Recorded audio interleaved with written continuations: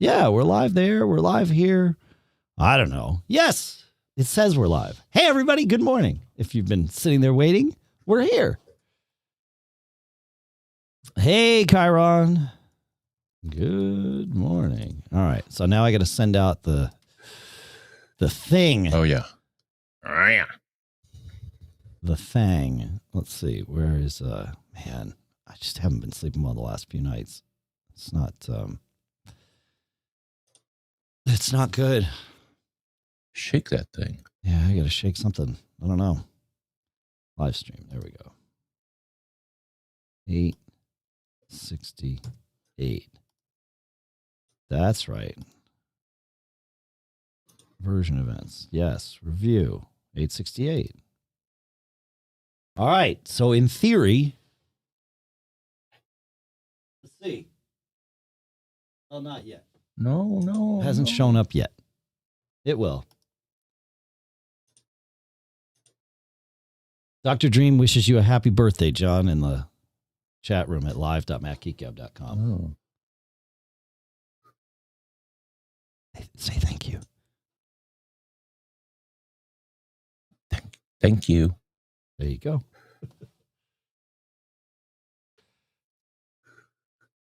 Thank you. I said thank you. Now you did. Are we that far? We're not that far out of sync. Okay. Oh, do they really? Oh, right. You know why that is, Petter Hall?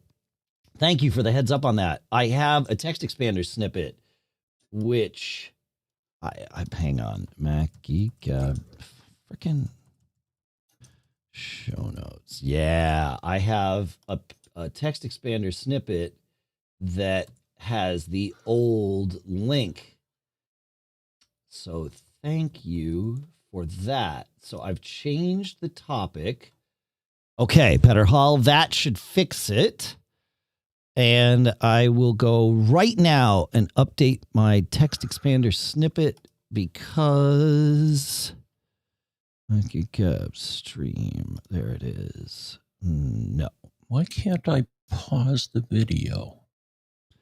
Mac Geek Gab. Maybe because it's live. You just got to mute it. Where is it? Okay, welcome. Mac Geek Gab chat. That's it. Okay, so that goes there at... Right? It looks right there. No, it's not right in the chat. Okay, I just got to fix that. Okay. Sorry about that. Edit, modify topic. We just don't need two HTTPs in front of it. Oh, yeah. Tweety, Twitter. Okay, there's that. Great. We're getting there, folks. We're getting there. Bear with us. It's a pandemic. Cut everybody a little slack. I certainly have needed slack lately, man. I don't know. Morning, Michael Ehrman. He did get caught. That's right. But he made it through, Michael. So that's good. Let's see. Come on. Come on. That's me. That's you. Share. No. Shared my story. Sure. I'd like to go to Oslo. I consider myself fortunate that I got to go to Portland. So, you know, baby steps, folks. Okay. Good. Good.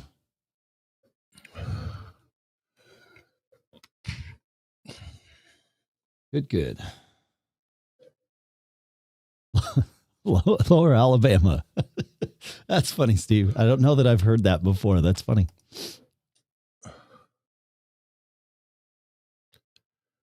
Lower, yeah. That's funny. Hi, Larry. I never really think of Florida as the South, but I think it is considered the South. Oh, very much so. But you're right. There's so many. Well, when I think of South, I think of people that talk like this, and people in Florida don't really talk like that. No, you're right. Oh, some do. No, you're right. Some do, but it's such a melting pot in Florida. Quite frankly, with a high concentration of people from the Northeast, so it like you're just as likely to hear a Boston accent in Florida as you are, a Southern accent or something. Yeah, exactly. Chiron. Yeah, that's interesting. Yeah, I found it fascinating. My wife's father has that house on that lake here in New Hampshire, on Winnipesaukee, and he grew up essentially in the Boston area, Massachusetts, and so they've got their family, friends, or whatever up here at the lake, and then they're home during their main home is down in Florida, down in Naples on the Gulf Coast. And we were out to dinner or something, or maybe just out somewhere in downtown Naples at one point. This is 10 years ago or something. And we ran into some people and it was like, hey, and we had this like normal interaction. It's like, wait a minute. We know those people from the lake. Like, why are they here? They're like, oh, this is where they live year round. And it was like half of their friends live in Florida and then, are up at the lake in the summer. It's just weird. Yeah. But it's just how it works.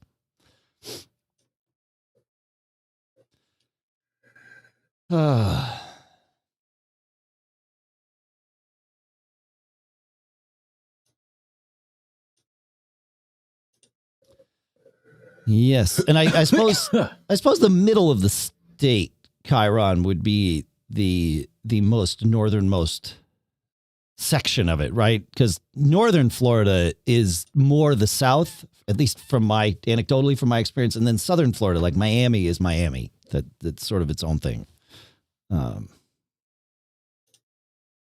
Again, based on you live there, so I'm curious if that holds true, or if that's just my limited interpretation. Okay. All right, we don't need that. But we do need that. That's today's show, isn't it? Okay. Do we know what we're doing, John? No. So that holds true. All right. Chalk one up to the powers of observation or influenced memory.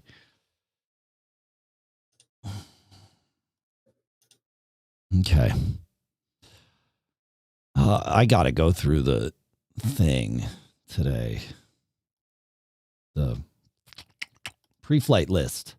Turn on the light. Check the input level. Make sure it's recording. That should be a new one. Call input level. Audio hijack. Recording. Set the camera brightness. I look good. Set logic to 128. I think it already is. But you know what? No reason to assume. Logic's at 128. Okay. You can hear me, so I don't need to say anything. Have John Lon's webcam settings, but you look fine. Balance the stereo. Right. I did not redo that. Okay. I've shifted left. Orlando. 6 Yeah, I notches. used to go there.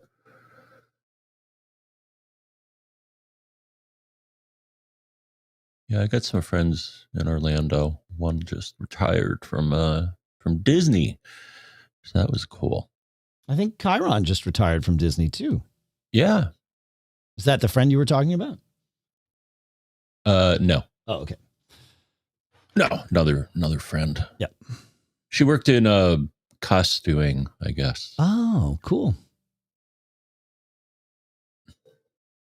And it was funny. They were, and we actually talked tech at one point. So they, I guess they put RFID tags on the various costumes so they could find them quicker. That's really smart. I was like, wow. Yeah. It's pretty advanced. Yeah. I was saying the power use showing the app use 45%. Ran it again yesterday. It's 75%. Yeah, Apple can that's a low bar to improve from, Kenny. Holy crap, man. Yeah. Yeah, mine is. I turned mine back on after I posted that just to see, Kenny, and it was like it's the same. It's just chewing on battery all the time. It's really inefficient. And we'll excuse me, we'll revisit this in the show, but I don't entirely blame Tile. So okay. Set the app Firebase notification. We did that. We sent the tweet. Well, that's weird because web browser. I mean, on my phone, Tile is using 1% of battery. Are you looking at the last day? Last 24 hours. Last 24. That's what I mean. Yeah. Last 24 hours. Well, let's look at last 10 days. But like, no, tap on each hour and look at who's using, and you got to tap the show activity so that it shows the number of minutes in the background. Look at how many, like, you know, like for me, Tile used in the last 24 hours, Tile used 4 hours and 22 minutes of background time. And I can look at it while I'm like asleep. The only thing my phone is doing is Tile. Yeah, that's weird. Last 24 hours. 1 hour, 21 minutes. There you go. Yeah. Why is it using that? That's insane. That's a lot of activity for a freaking app that you're not doing anything with. Yes, Brian Monroe. That is the plan. In fact, that's the plan for all of us here. So, all right. But we'll talk about it in the show. We definitely will. But thank you for that update, Kenny. That's good. All right. Yeah, same Petter Hall. Same. Same.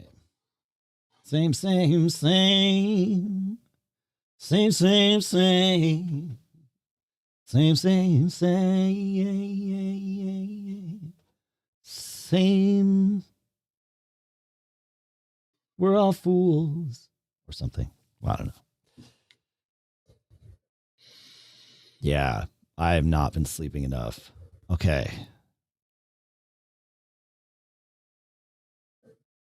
How do I do not disturb until this evening?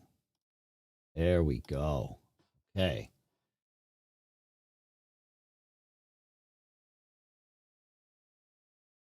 That's true, Petter Hall. He did vet. Yeah, exactly. Well, they might, and I leave it at that. They might be right running to the government on this one, especially now. I mean, it's part of why AirTags exist, and part of why the Find My frameworks exist, right? So you might be right about that too, Alex. Like there's no perfection here. All right, so let's play a song and let's do the show, right? Are we ready here, John? Do we need to talk through anything? You're ready. I pulled up a couple that are not as current.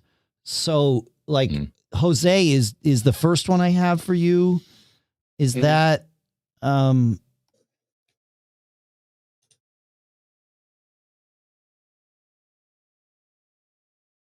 that's still okay.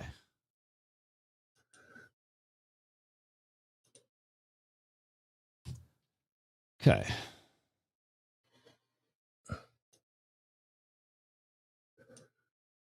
Exactly, Brian Monroe. Yeah, exactly. Yeah.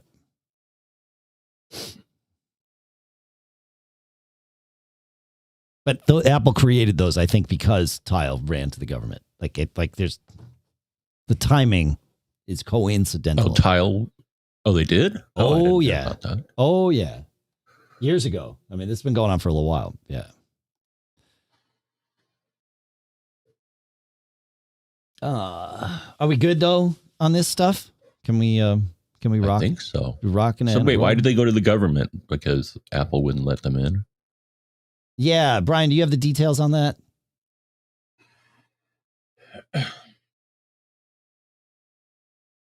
Let's see. Tile sues Apple. Or have they Tile accuses Apple of anti-competitive behavior.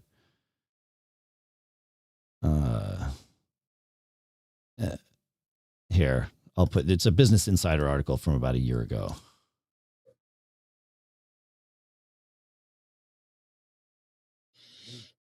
What did Kenny say here?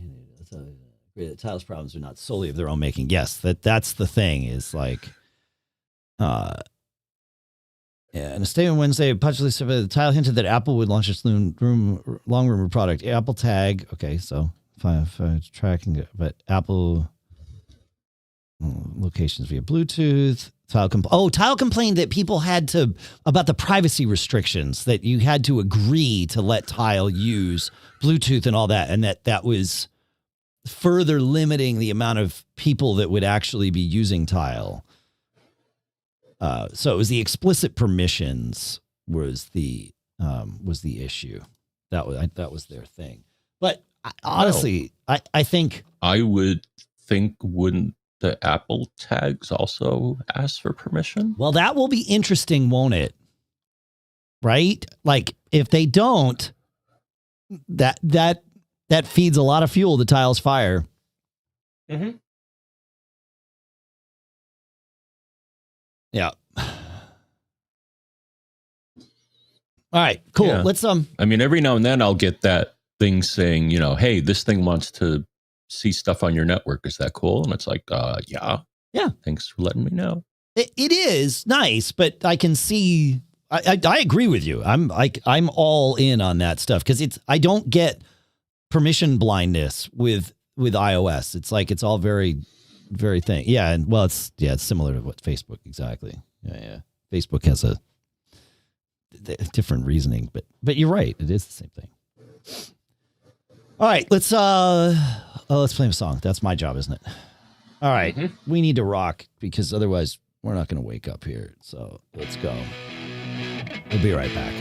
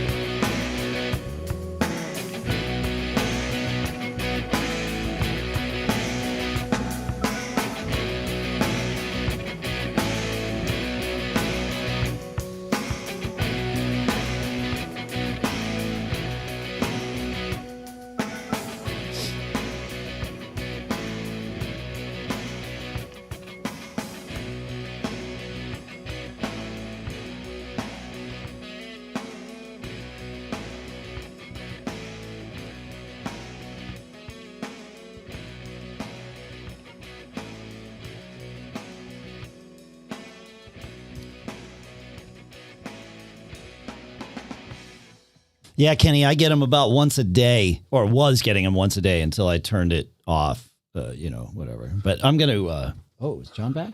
John's back. Excellent. I'm just going to delete the Tile app. Let's see. That's easier said than done now, right? How do I do that? How do I delete an app on iOS when it's not on my home screen? Seriously, like we should talk about this in the show. What are you trying to delete? Tile. Uh-huh. How do I delete it? Like I go to the app library, I find it up. Okay. I did, Paul Franz. Thank you. So I go to app library. I find Tile in search. Okay, done. Yes, thank you. I'm walking through it here. And then press and hold. Aha! Bingo bango! Nice, Petter Hall. Thank you. Delete. Okay, cool. I'll wait. I'll delete it during the show. That's great. We'll make a big thing of it. So thanks, Petter Hall. That'll do it. No, you're totally right. Press and hold. Yep, that's it. Sweet. Thank you. Okay. All right.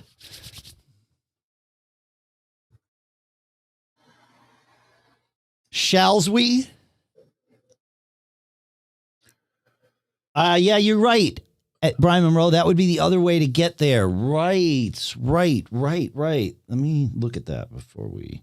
I'm like, why am I hearing myself in I sound like I'm in a cavernous room, and it's because I had my local speakers on. Can't do that. Settings, general, storage... Wait 10 minutes for it to enumerate all of my apps. Yeah, but then I got to find it. Then it's not alphabetical, Brian Monroe. That's but you're right that you could do it that way. But I got to wait for this. I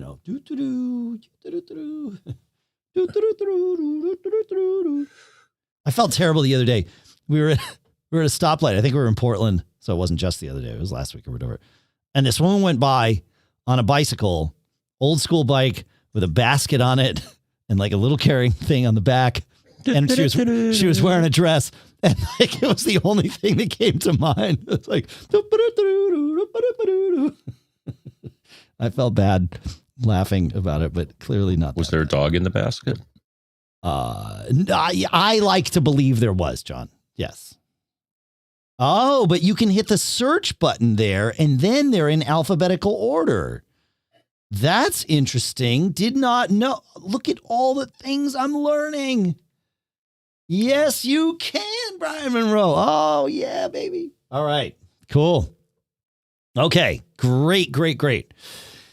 So we got a little quick tip going here. Okay. Let's see. How to delete apps from app library. How to delete apps which are only in app library. Yeah, that's a double Rick. It's just a favor right there. Okay, I need to stay excited and crazy. Otherwise, I should put on the candle because they say that mint, the smell of mint helps you focus. And I think we would all agree. See, I got a can of energy right here. That's good. Energy right there. Yeah. So I have my lion's mane mushroom and cacao, I should say, not cocoa. Sorry.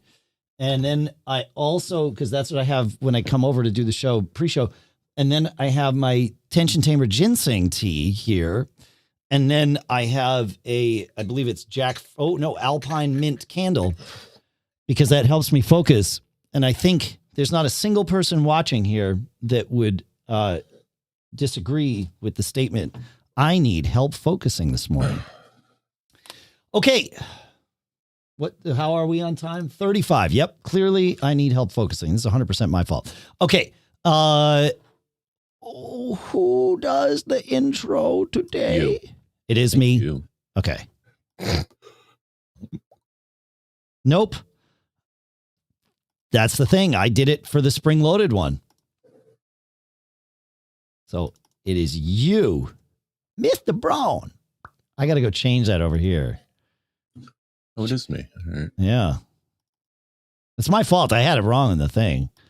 Okay, so this is Mr. F. Braun. Okay. We'll get there, folks. Bear with us. It's been a long, I don't know. Just got a lot. I've had a lot on my mind. It's all fine. It's me obsessing about things and stuff. So. Oh, cannabis edibles would not be me and THC, Kenny. We have a very delicate relationship. So no, cannabis edibles would be a disaster. It would be, I don't know how it would be for all of you, but it would be an ordeal for me if that were to be involved in doing the show. So no, but I appreciate you looking out for me. It's just that happens to be something I've proven wrong. Like 1 to 3 milligrams. Sure. Fine. Anything more than that, disaster. So everybody's got to learn their number. That's an important thing. Every one of us has a very different endocannabinoid system. And so applying external influence to that, you got to know what's up. And unfortunately, the only way to learn is the hard way. So, but like CBD for me, like fixing what was going on with my face for 10 years. I haven't had opiates in like 4 years now, which is great. So there you go, Chiron. Yep, exactly. It's freaking amazing. That CBD is a miracle drug, compound, we should say. It's really fantastic. But it's a drug. I mean, sure. CBD is amazing. As long as your CBD oil actually has no THC. Yeah, no, like Warren, I totally makes sense. Yeah. Yeah, it's funny. I saw a friend yesterday. I was just thinking about this as I walked up the stairs, and he gave me some flour that he grew himself. And it was like, I don't do flour usually. And, because it's impossible to titrate your dosage or anything. And I just took it out of my car and put it in the garage. And I walked in the garage this morning. I was like, oh yeah, that needs to go into a baggie. My entire garage smells like a pot farm. So, I don't know what I'll ever do with it, but there you go. Yeah, that's good, Chiron. All right, let's go. Let's go. See that boy. If it's John F. Braun telling me to go, 5, 4. Hang on, let me get the things ready to go. You're close though. Hang on. Shoot, man. Where are we here? Oh, are we in sync? 30. Oh, good call. Yes. Are we? 26. 20. Do you have it up? Let me know when you have time and date up.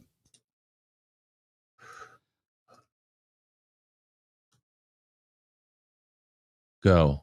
37, 8, 9, 40, 1. Yeah. 2, 3. Good enough. Yeah. Close. Okay. You want to read yours to me just to make sure we've got it good in both directions? 54, 55, 56, 57. That's a second out of date. Let's have you reconnect.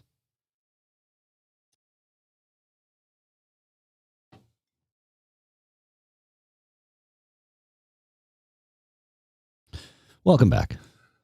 14, 15, 16. Way better. 17, 18. 19, right. 20, 21, 22, 23. Let's hope you don't. Huh. Well, at least this time around when I got back from the break, your audio didn't. That was pretty consistent for the last couple of episodes. It was like I couldn't hear you. That's interesting. So I am using. And I'm running 10.1. You are running 10.1. Okay, so we both are probably against better advice, but that's interesting. Okay, so we still have drift problems, clearly, though. which is weird. But okay. All right. Well, let's see how we do.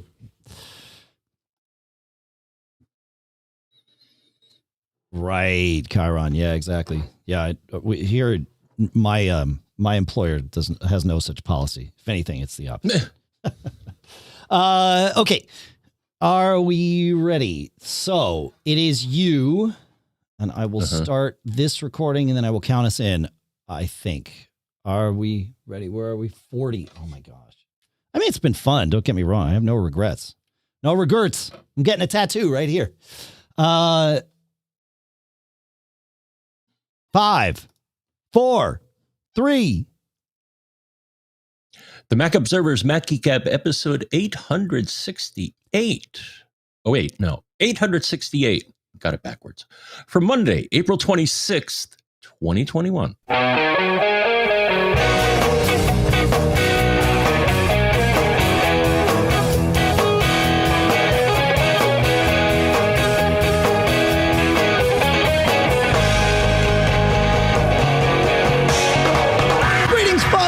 Welcome to the Mac Observer's Mac Geek Gab, the show where you send in your questions, your tips, your cool stuff found. We answer your questions. We share your cool stuff found. We share your tips. The goal is for each and every one of us to learn no less than 5 new things each and every time we get together.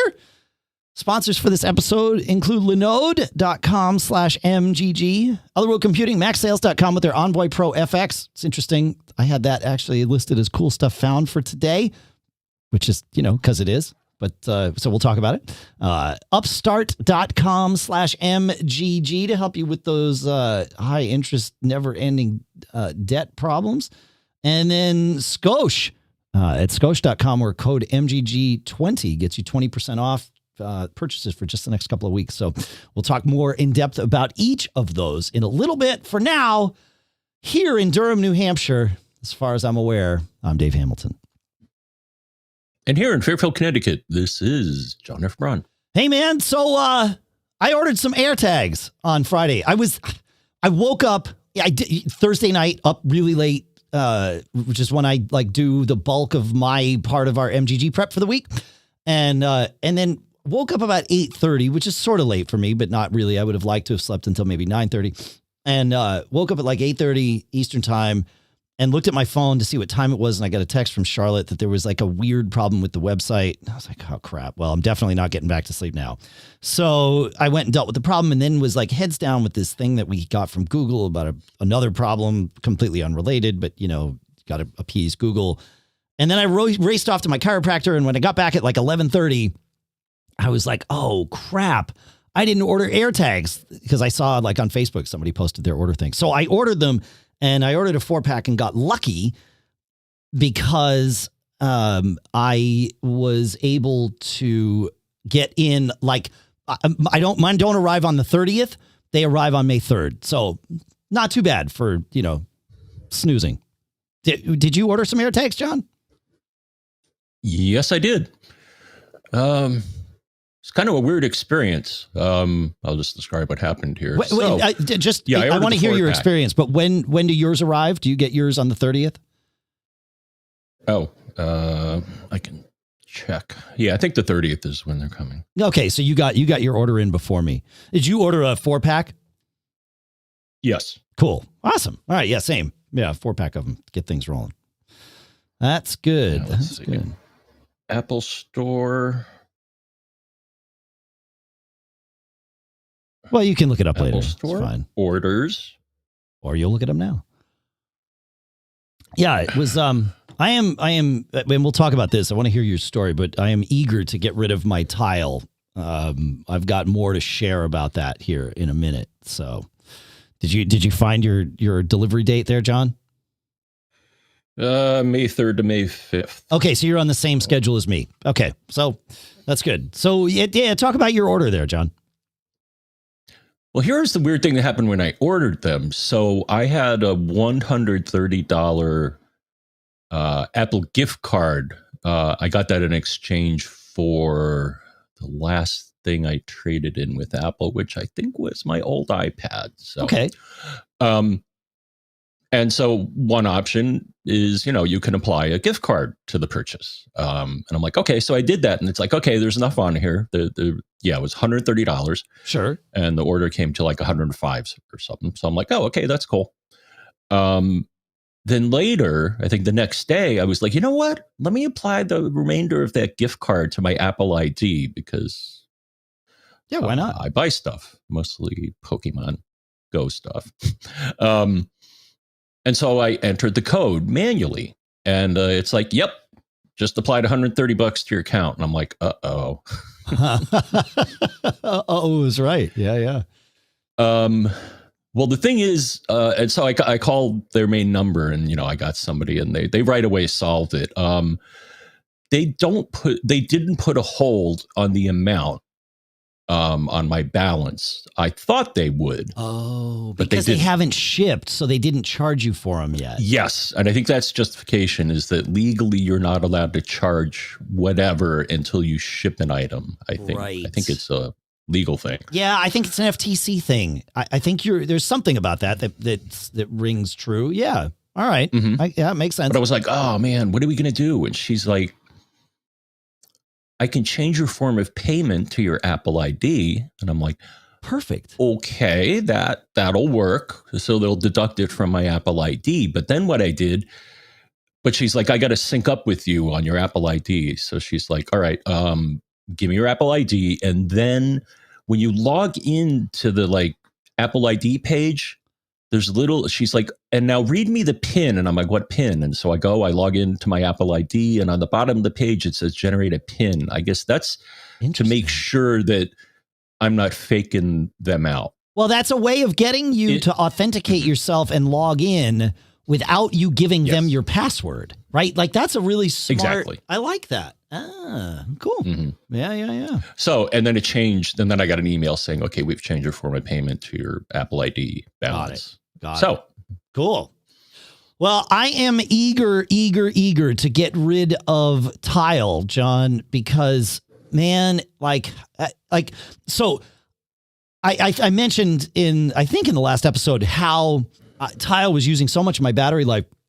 I started looking at this, and then actually we had listener Kenny who shared some screenshots with us that I posted on Facebook, and Tile in the background for him, and very similar for me, is using 45. He found it was using 45% of his battery over a given period of time, day or whatever.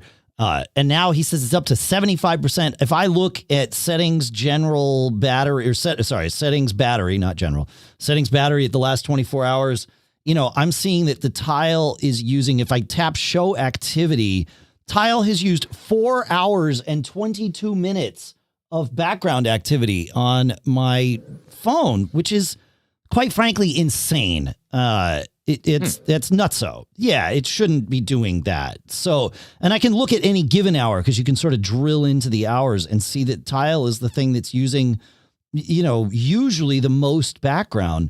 And so I'm eager to get rid of that. And I want to talk about that in a second here about how I'm going to do that. But I'm not entirely convinced that this is all Tile's fault, in that I would assume Tile has engineered this as best they can within the limitations that they must work. And they are a third-party app, so they can leverage, background updates, but they can't do all of the efficient things that they could, in theory, if they had just unfettered access to the operating system. And I think that's what Apple's, in the last show, I couldn't think of it. It's their Find My frameworks or APIs. I think that's what those are for. And potentially, I suppose, Tile could leverage those. But I think, as I understand it, Tile would need new hardware that identified itself as part of the Find My framework. So I don't think all the existing Tiles out there would work, I think. So now, John... what is Tile like? Because you're a Tile user. Have you been? What is your battery usage on Tile say? I just looked recently, and it's at 1%. So how many hours in the background is it using? 1 hour. Okay, that's still a lot. Why is it using over an hour in the background? That's crazy. One out of 24, right? That's too much. It's nutso. I mean, is it because, is your tile always in range of your phone? Yes. 3 of them are. And so are probably another 2 or 3 for the tiles that my various family members have. Okay. So, well, that could be it, because a lot of times, when I get home, when I'm, out and about, in my car, I have my keys with me. Yeah. I also have my phone with me. But when I get home, that's not always the case. Right. So maybe that's why. Yeah. Yeah. You might be right. Yeah. Fair. So now the question, John, is how to delete, because the Tile app is on my phone. So I am deleting it now. But the problem is I don't keep it on my home screen. I have no reason to. If I want to launch it, I search for it and I go. So from my app library, how do I delete this? How do I delete an app from the app library? And there's actually 2 ways to do it, as answered by folks in our pre-show here at live.macgeekgab.com. So the first is to go to the app library and search for the app, and then long press on the app, and you'll get a little screen that says, delete app. And so you can delete it right from there. Or, as another listener, Brian Moreau, mentioned, and I'm looking for his thing. Right. So you go to settings, you go to general, you go to iPhone storage, and that'll take a minute to sort of enumerate everything. And if you can find the app in there, just tap it and you can choose delete app. But the apps here are organized by the amount of storage used most at the top. So trying to figure out where any given app might fall on that list is a little bit cumbersome. Thankfully, in the upper right, there is a search box. So if you search, or if I search for Tile there, then I can go and I can go and delete the app from there. So that's what I'm going to do, is I am going to choose delete app, and Tile is now gone. The good news is, if I need to find any of my devices, I can just reinstall the Tile app, and I should be good to go. So, but I'm not going to be donating my battery life to participate in that particular network anymore. And I'm a better man for it, I think. So, at least my battery life is better for it. So I'm eager. Now, I don't know what I'm going to do I thought of this after I ordered them. Yeah. How am I going to attach it to my keychain? I probably should have ordered a keychain. Yeah. That's the thing about, wait, would it be bad to just drill straight through the battery, a little hole to put a loop on there, John? Oh, yeah. No, that should be okay. No, I don't think that's okay at all. Make sure to do it with a drill bit that's going to get nice and hot, right? Yeah, I have a hard time letting myself pay the Apple Premium for the little cases that they want to sell me for $35 or whatever those are, right? Because I think that's how much they are. I think it's they're not inexpensive. There might be some for $15, but I am looking for where are AirTags here on Apple's website? They don't seem to have them. So weird. Why can't I just go to the store? Why can't I find these on Apple's website? This is bizarre. Like, shouldn't there be a way to just get to the store right from Apple's website and buy things? Shop online. Ah, there we go. Okay. Yes. So if I go and shop online, I will find the thing, but I just have a problem doing that and paying for the Apple tax on AirTags. So, I'm hoping, and I haven't looked yet on Amazon to see if anybody sells like key rings for AirTags, or I don't even need a key ring. I just need like something with the Belkin actually thing that Apple has, the Belkin secure holder with a little key ring. Yeah, it's $13. Yeah. So that's not so bad. Yeah. I'm guessing that if we looked on Amazon, we would probably find things that are even less expensive. So maybe that's our answer. I don't know. Oh, man. And look at these AirTag Hermes. Oh, Hermes? Yeah. Accent over the E. Correct. Dude, that costs more than the tag. A lot more than the tag. $299, $349, or $449. Okay, I don't need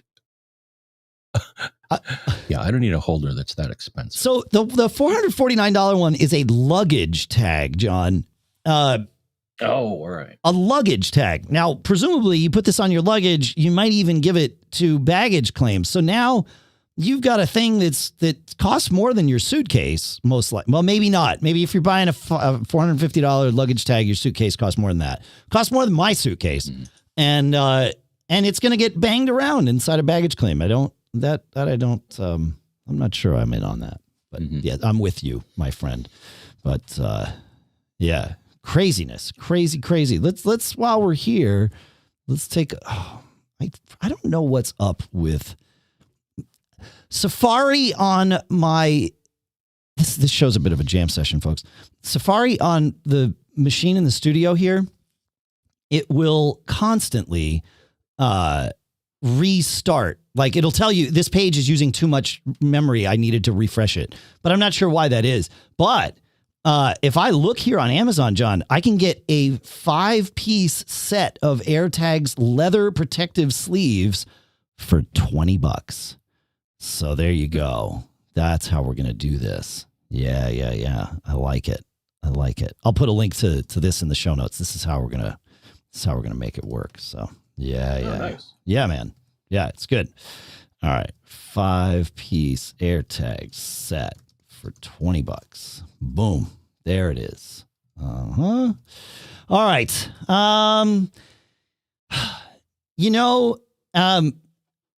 I mentioned that I was going to talk about this cool stuff found. I want to do it. So instead of spending your money on $500 or $450 on the Hermes stuff, we've got some sponsors where you could actually make that money go a lot further. So I would like to take a second and talk about our first couple sponsors here, if that's okay with you, John. Please do. All right. First up is Otherworld Computing at MacSales.com. Look, that new iPad Pro has Thunderbolt. We just talked about that. Well, OWC has a lot of Thunderbolt stuff. That new Envoy Pro FX, I had the chance to test one of these things out. Man, so first of all, they call it the fastest, most compatible drive ever, and they're right. It's both Thunderbolt and USB, so you could use it for either. But of course, when you plug it into one of the new iPad Pros, it goes Thunderbolt. And I was getting, they say 2,800 megabytes per second. And I totally got that. Not plugged into an iPad Pro because I don't have one of the new ones yet. But plugged into, my MacBook Air, that definitely was getting those kind of speeds with reads and writes. Really fast. And it's plug and play, drop proof, 3-year warranty, and waterproof as well. It's amazing what they've done with this thing. IP67. It's really fantastic and will work totally fine with your new iPad Pro. So you've got to go check it out. Go to MacSales.com. That's where you're going to find this stuff. That's where you're going to find them. And our thanks to Otherworld Computing at MacSales.com for sponsoring this episode. You're going to need a server for something. You're going to do some development work. You're going to want to set up a web server. You want something that's not like inside your house or office. You want something that's managed by people that know how to manage servers so that it stays up all the time and does all those things so that you can just do the work that you want to do.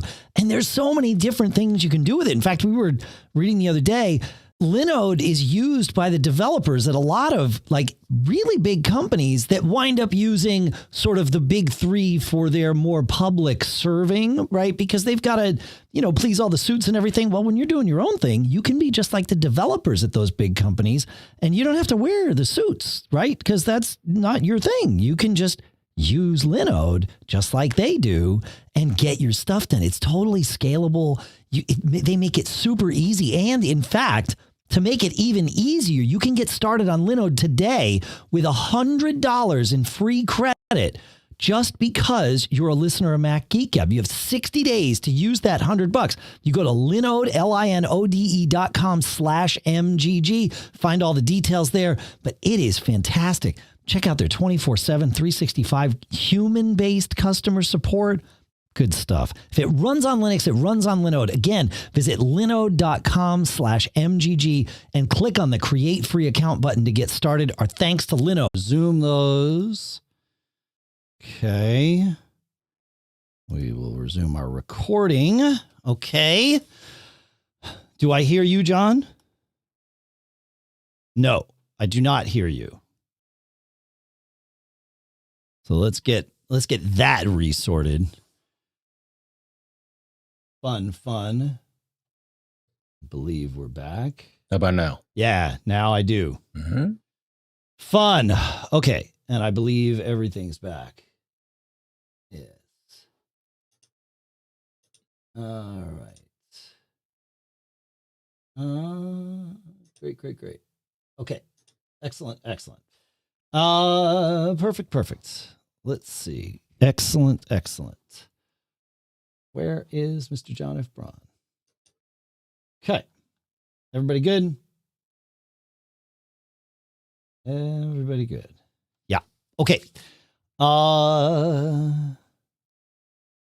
Yeah, no, your internet didn't quit. Mimo Live did. Don't like that. I'll have to find a crash log sent to Oliver, but not happy about that. While I'm right here, I might as well switch this to that. And then we go back to this. And I'm just going to bring us right back in on Brett. And then I will stitch the audio together. Okay. So here we go.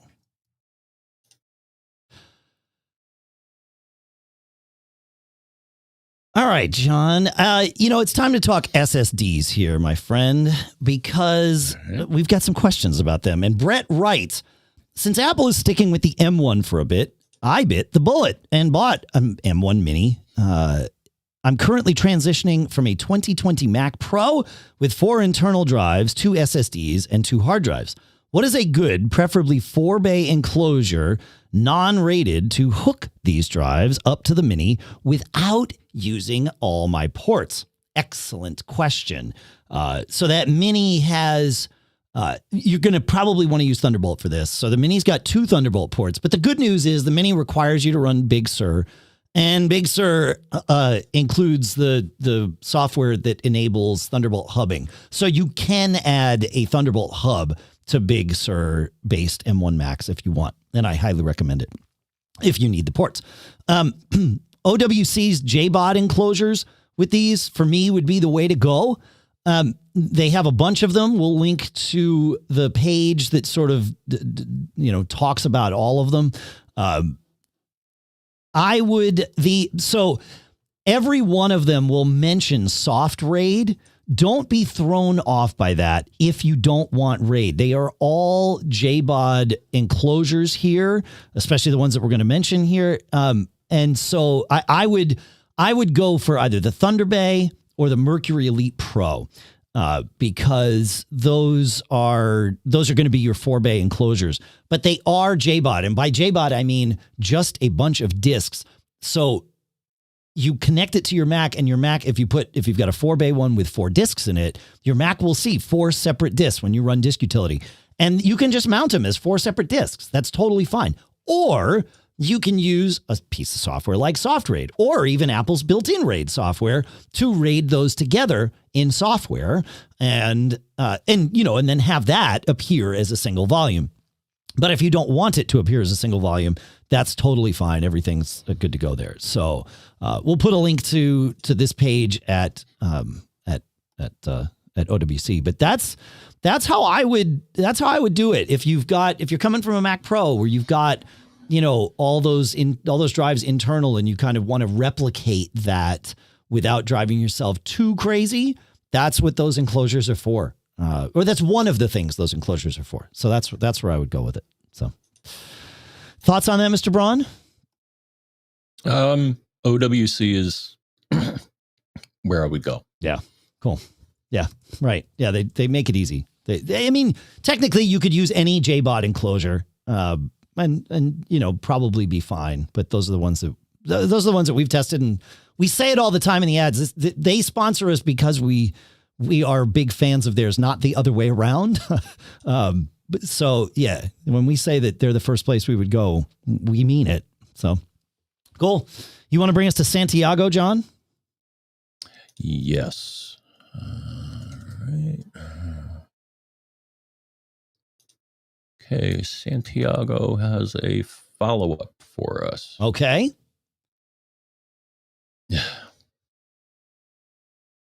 Evernote. Oh man, I gotta put that old version on here. Okay. You want me to read it for you? And then you can kind of discuss it?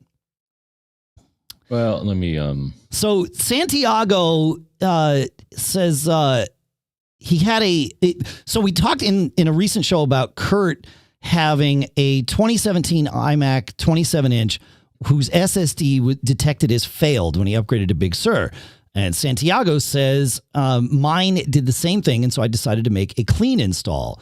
I purchased DriveDX, and it confirmed the failure and added as failing also the internal hard drive. I finally went with the Thunderbolt external SSD with the Samsung T5, which has created some problems itself. Not the SSD, but the iMac, I suspect. That's another story. The external is also the external is also external, but a WD 2 terabyte USB 3. Okay. He said, so I thought I'd let you guys know that the listener you helped in episode 866 is not alone out there.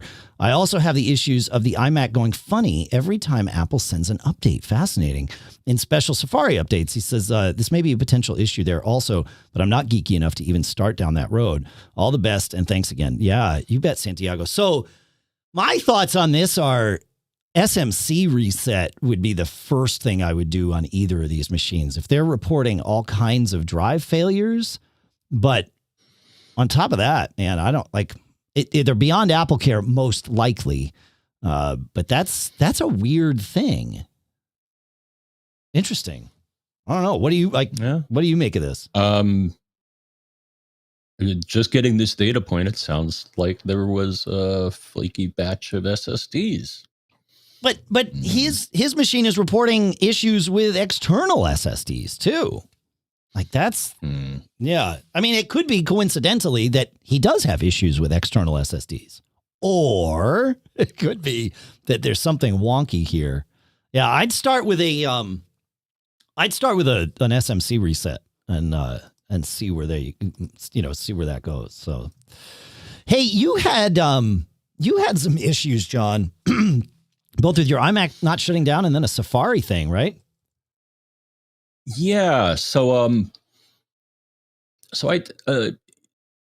I wanted to set up my Mac to restart on a schedule, and you can do that in Energy Saver. You sure. Energy System Preferences, Energy Saver, and then Schedule.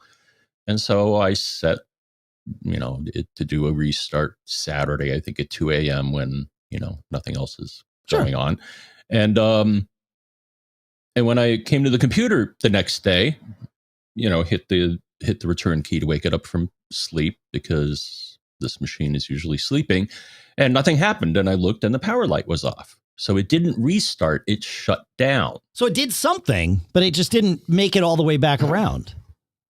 Yeah. Now the way that I was able to fix it was a little different. So yeah, I thought the same as you, SMC reset, which on this machine is you unplug it for, I think, 30 seconds. Sure. Plug in the power. So that clears the SMC. That didn't fix it. What did fix it was doing a PRAM reset, which is Command Option PR. So there must have been some wacky setting, energy-related setting in the PRAM. So. Interesting. And that's, yeah, that makes sense. I mean, it doesn't make sense, but like we've said for years, if it looks like hardware, it might not be hardware, it might be the SMC. So yeah, there you go. Mm-hmm. So that happened. And then here was another thing that I cleaned my system up and it was good. So Dave, every now and then, they come out with a new version of Memo Live. And so you keep, and you're like, well, go to their webpage and download it. And I'm like, okay. So I go to their webpage and it doesn't show the version that you told me is there. And I'm like, well, that's really weird. Reload the page. No, it's just not there. Your suggestion, which was kind of interesting, Dave, and it worked, was to do private browsing. I don't know why it would work doing private browsing and not in regular browsing, but that solved the problem. But it's a pain in the neck. Right. Yeah, of course. It shouldn't do that. Then I thought back, you know what? I don't think I've cleaned things up with OnyX for a while. And I didn't even have OnyX on here. I had the older version, but not the Big Sur version. So downloaded that. They have a maintenance category. And among other things, I think there was one, it was like internet cache or browser cache or something in one of the settings. Okay. And so I basically cleaned up all the caches. You know, Sure. I checked almost everything there that made sense. And lo and behold, that fixed it. So. Okay, so I have a theory here, John.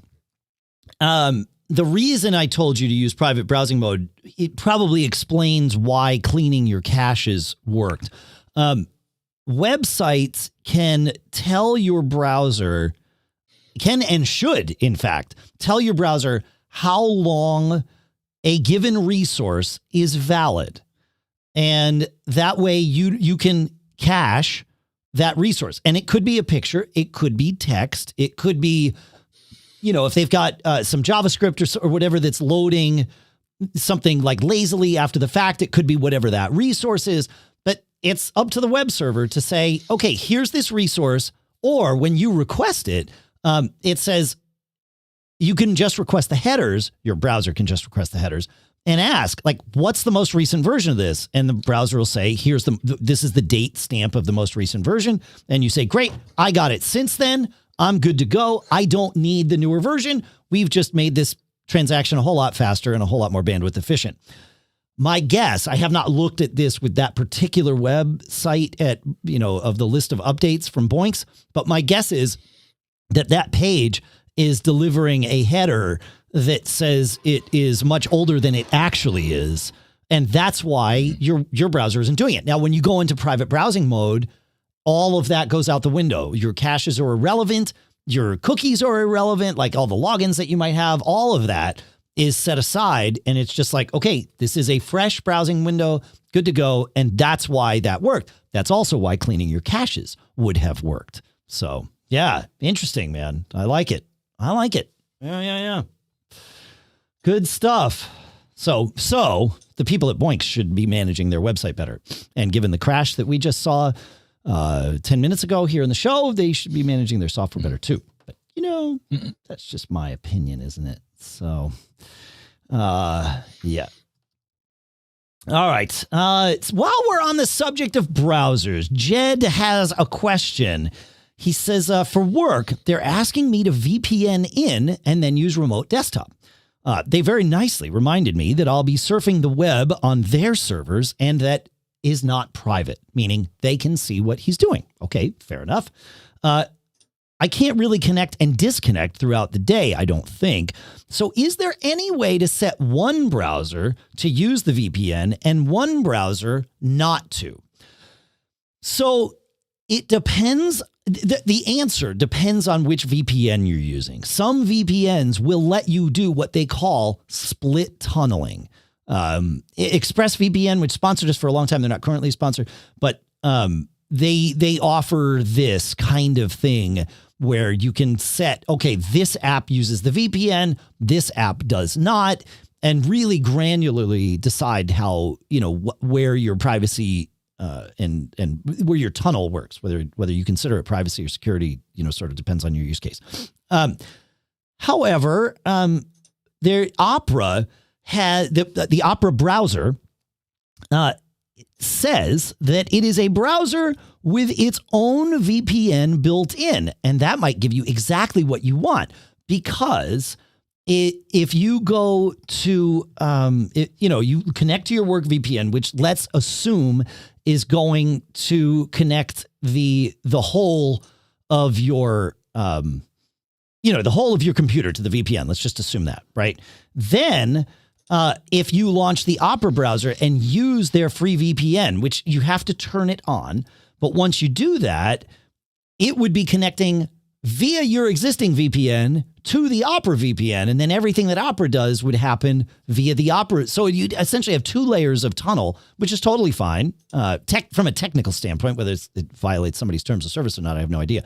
But from a technical standpoint, totally fine. You just VPN through a VPN, no problem. Might be a little slower, less efficient, but it would work. Now, the way I would check for this is I would visit whatismyip.com and see if it reports different IP addresses in different browsers, or in Opera, if it reports a different IP when you surf with the VPN on versus with the Opera VPN off. So that's how I would handle that. I don't know. What do you think, John? You got any thoughts on that? How about setting up a proxy server? Okay. And then setting up another browser. And I looked, and like Firefox, for example,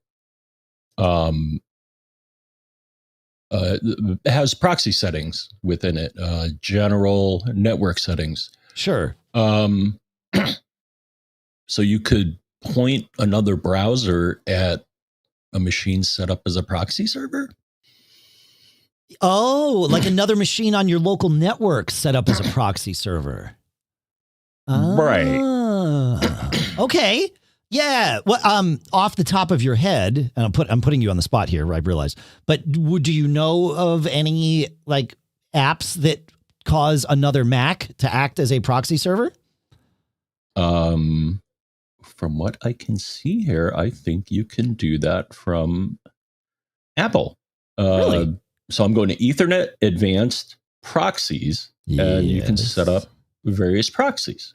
Right, but that's the same thing you're talking about, except system wide, right? Like that's your proxy for your like to point to a proxy. That's not to cause your Mac to be a proxy server, right? That's to point at an existing proxy server elsewhere. I don't think this turns your Mac into a proxy server. You just okay. No, I think you're right. Yeah. So yeah, I was looking. So Kiwi Graham in the chat room says at live.macgeekgab.com, he says, yes, I've configured a proxy app on the Mac, but I can't remember the name. So it looks like there is or was an app called Mac Proxy. And Brian Monroe just sent us a link to howchew.com titled from November. So very recent. How to set up a proxy server on your Mac using Squidman. So there you go. That's perfect. Because I think you're right. Squidman. I think you're right. Yeah. I like it. Yes. Because that would make sense. Because the idea, just for folks that didn't see the logic the first time, the idea is your Mac is set when it goes out to the internet to go via the office's VPN. But usually the way VPNs work is they don't redirect local traffic, so that if you're trying to print to your local printer, it's not trying to do that over the VPN because that would fail. So if you point a browser, and you would have to do this, Firefox was a great example because Firefox allows you to set a separate proxy for just that browser. And so you would tell Firefox to point to Squidman running on another Mac on your local network. And so that traffic theoretically wouldn't be impacted by the VPN. And so, yes, you could do it that way too. I like that. Yeah, that's good, man. Fun. I love this. I love learning stuff like this. All right. Are we good on this? It's time to take us to Jose. And most importantly, do you have Jose? Yes. Excellent. All right. So Jose asks, where can one find recently deleted photos from a shared photo album? And what I found is an article that says, titled, How to Restore Deleted Shared Photo Album in Photos. And I'm like, fantastic. It's by our friend Glenn Fleischman. I think it was 2018. It was. And here's the bad news. You can't.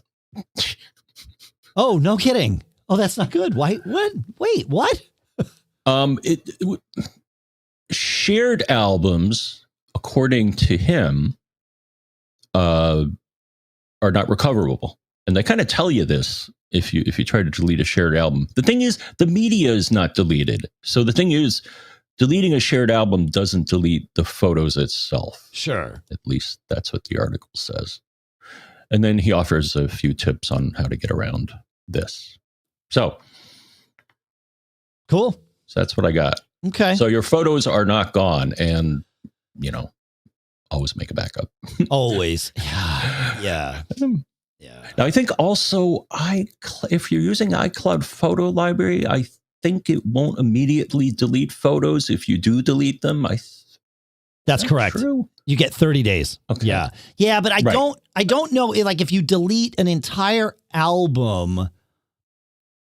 Well, no, this is deleting photos that are in a shared album. I think they would still be in your trash can as opposed to, say, the trash can of the one user who created the album. It would be worth, this would be a thing worth testing just to make sure that it's, gonna do what we want. I can test this. I will test this, but I have not yet tested this. So I will. Yeah, that's interesting though, because it should work, because once you logically thinking through the way Apple does it with a shared photo album, once you join a shared photo album, those photos are in your library, and your Mac, if set to keep originals on this Mac, it will have originals of those photos. And if you and I, for example, John, if we shared a photos library, if we shared a photo album, not a photos library, if we shared a photo album, we would each have copies of those pictures. So I would think that if, you deleted it, it would delete it from the shared album, but we would both have copies in our trash. So that would be the thing. Yeah. All right, cool.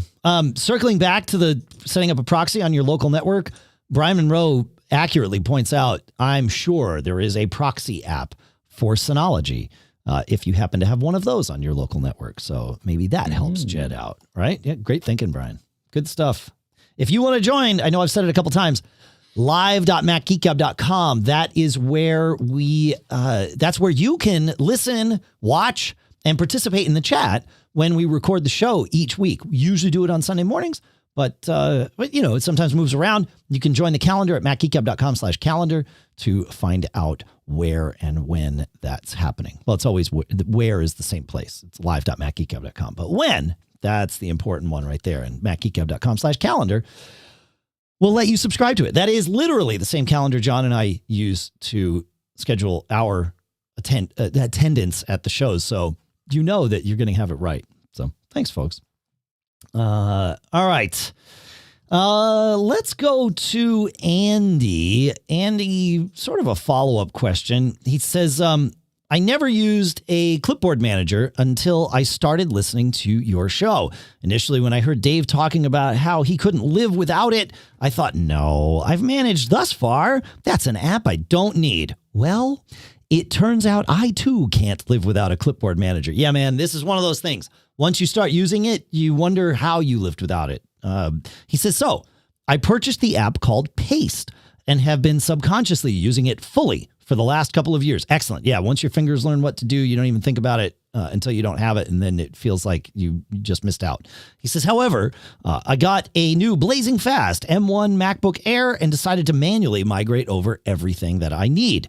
However, when I re-downloaded Paste from the Mac App Store, which I had previously purchased, it no longer works without a subscription. So I assume their new model is software as a service, which I don't want for this particular app. So I wanted to ask you what alternatives there are. I don't necessarily need a free app. I don't mind paying a one-off fee, but I don't want to pay a subscription for this. So I have some thoughts about the whole subscription thing. I actually kind of like subscriptions for apps because it sort of encourages developers to push features out regularly.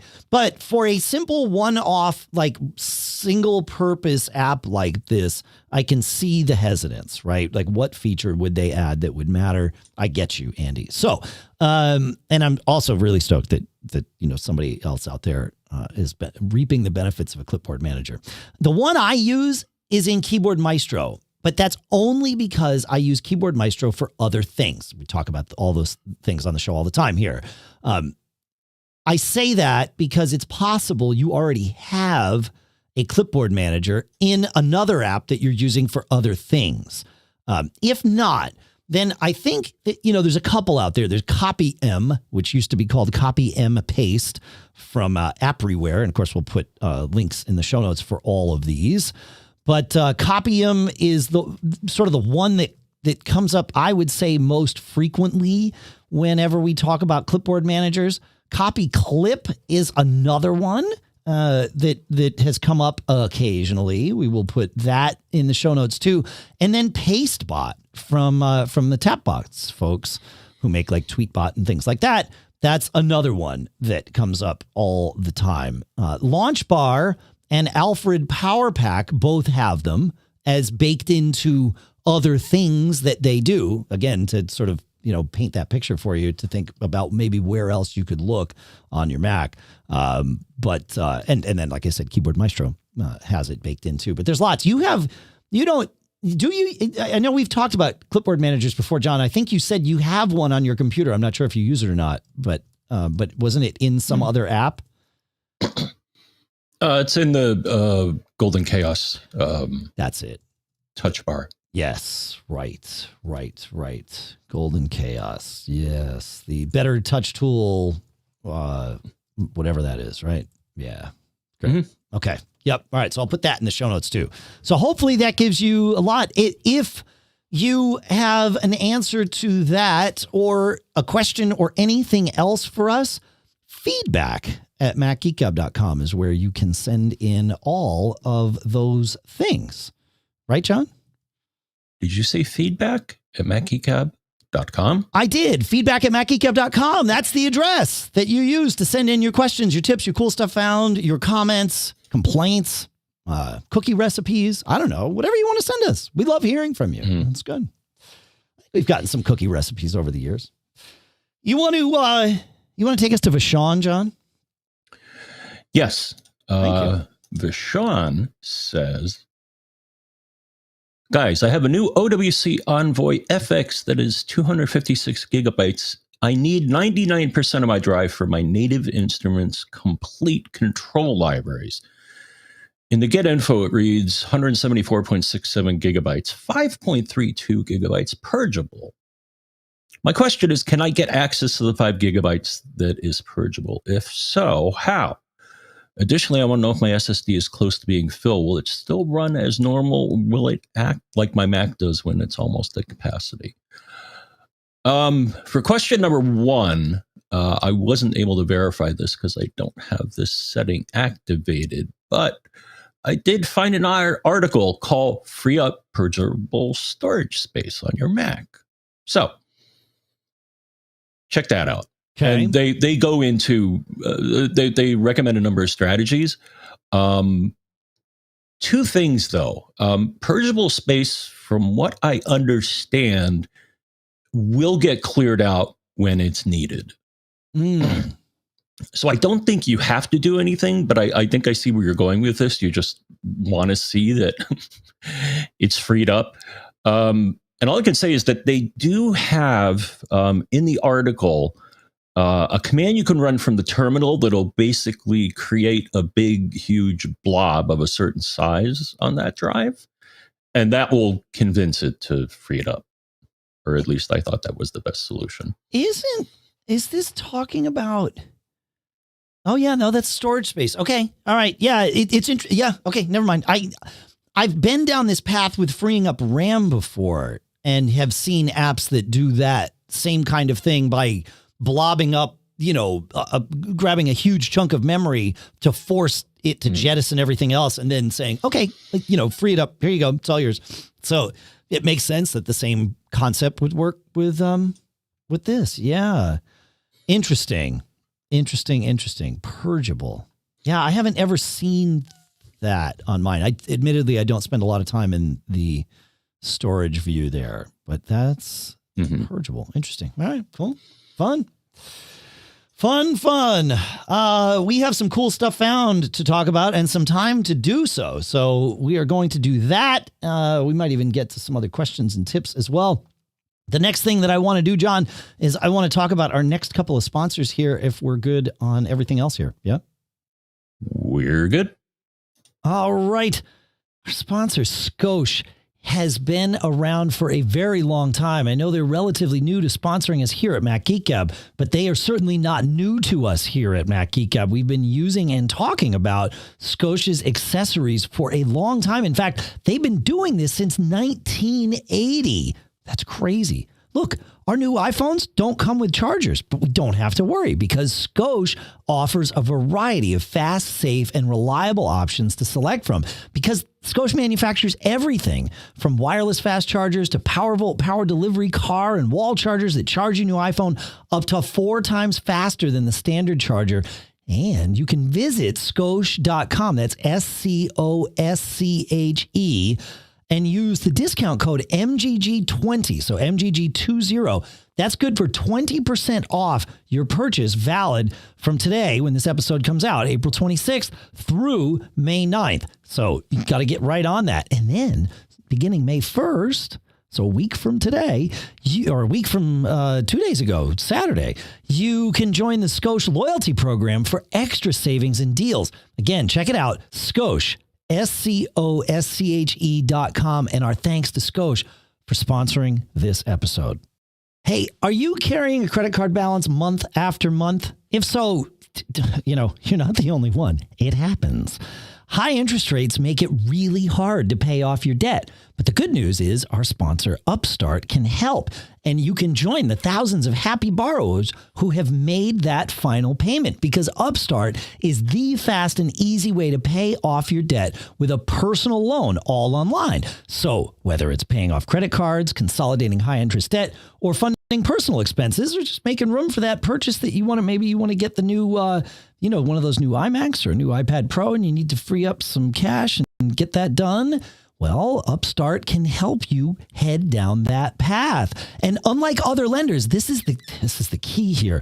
Upstart looks at more than just your credit score. They look at your income and employment history, and that means they can offer smarter rates with trusted partners. And there's a 5-minute online rate check that you can see, and they don't pull a hard pull on your credit, just a soft pull. So it does not affect your credit rating when you do the online rate check. Find out how Upstart can lower your monthly payments today when you go to upstart.com/MGG. That's upstart.com/MGG. Don't forget to use our URL to let them know that we sent you. Loan amounts will be determined based on your credit, your income, and certain other information provided in your loan application. So go to upstart.com/MGG, and our thanks to Upstart for sponsoring this episode. All right, John, it's cool stuff found time. You want to take us to Rico? Cool. All right. Rico says in episode 865, you mentioned Mate Translate as an alternative to Google Translate. There's another one that I've been using that makes me look like a native speaker, deepl.com. When I used Google Translate, people knew that it was machine translated, not with DeepL.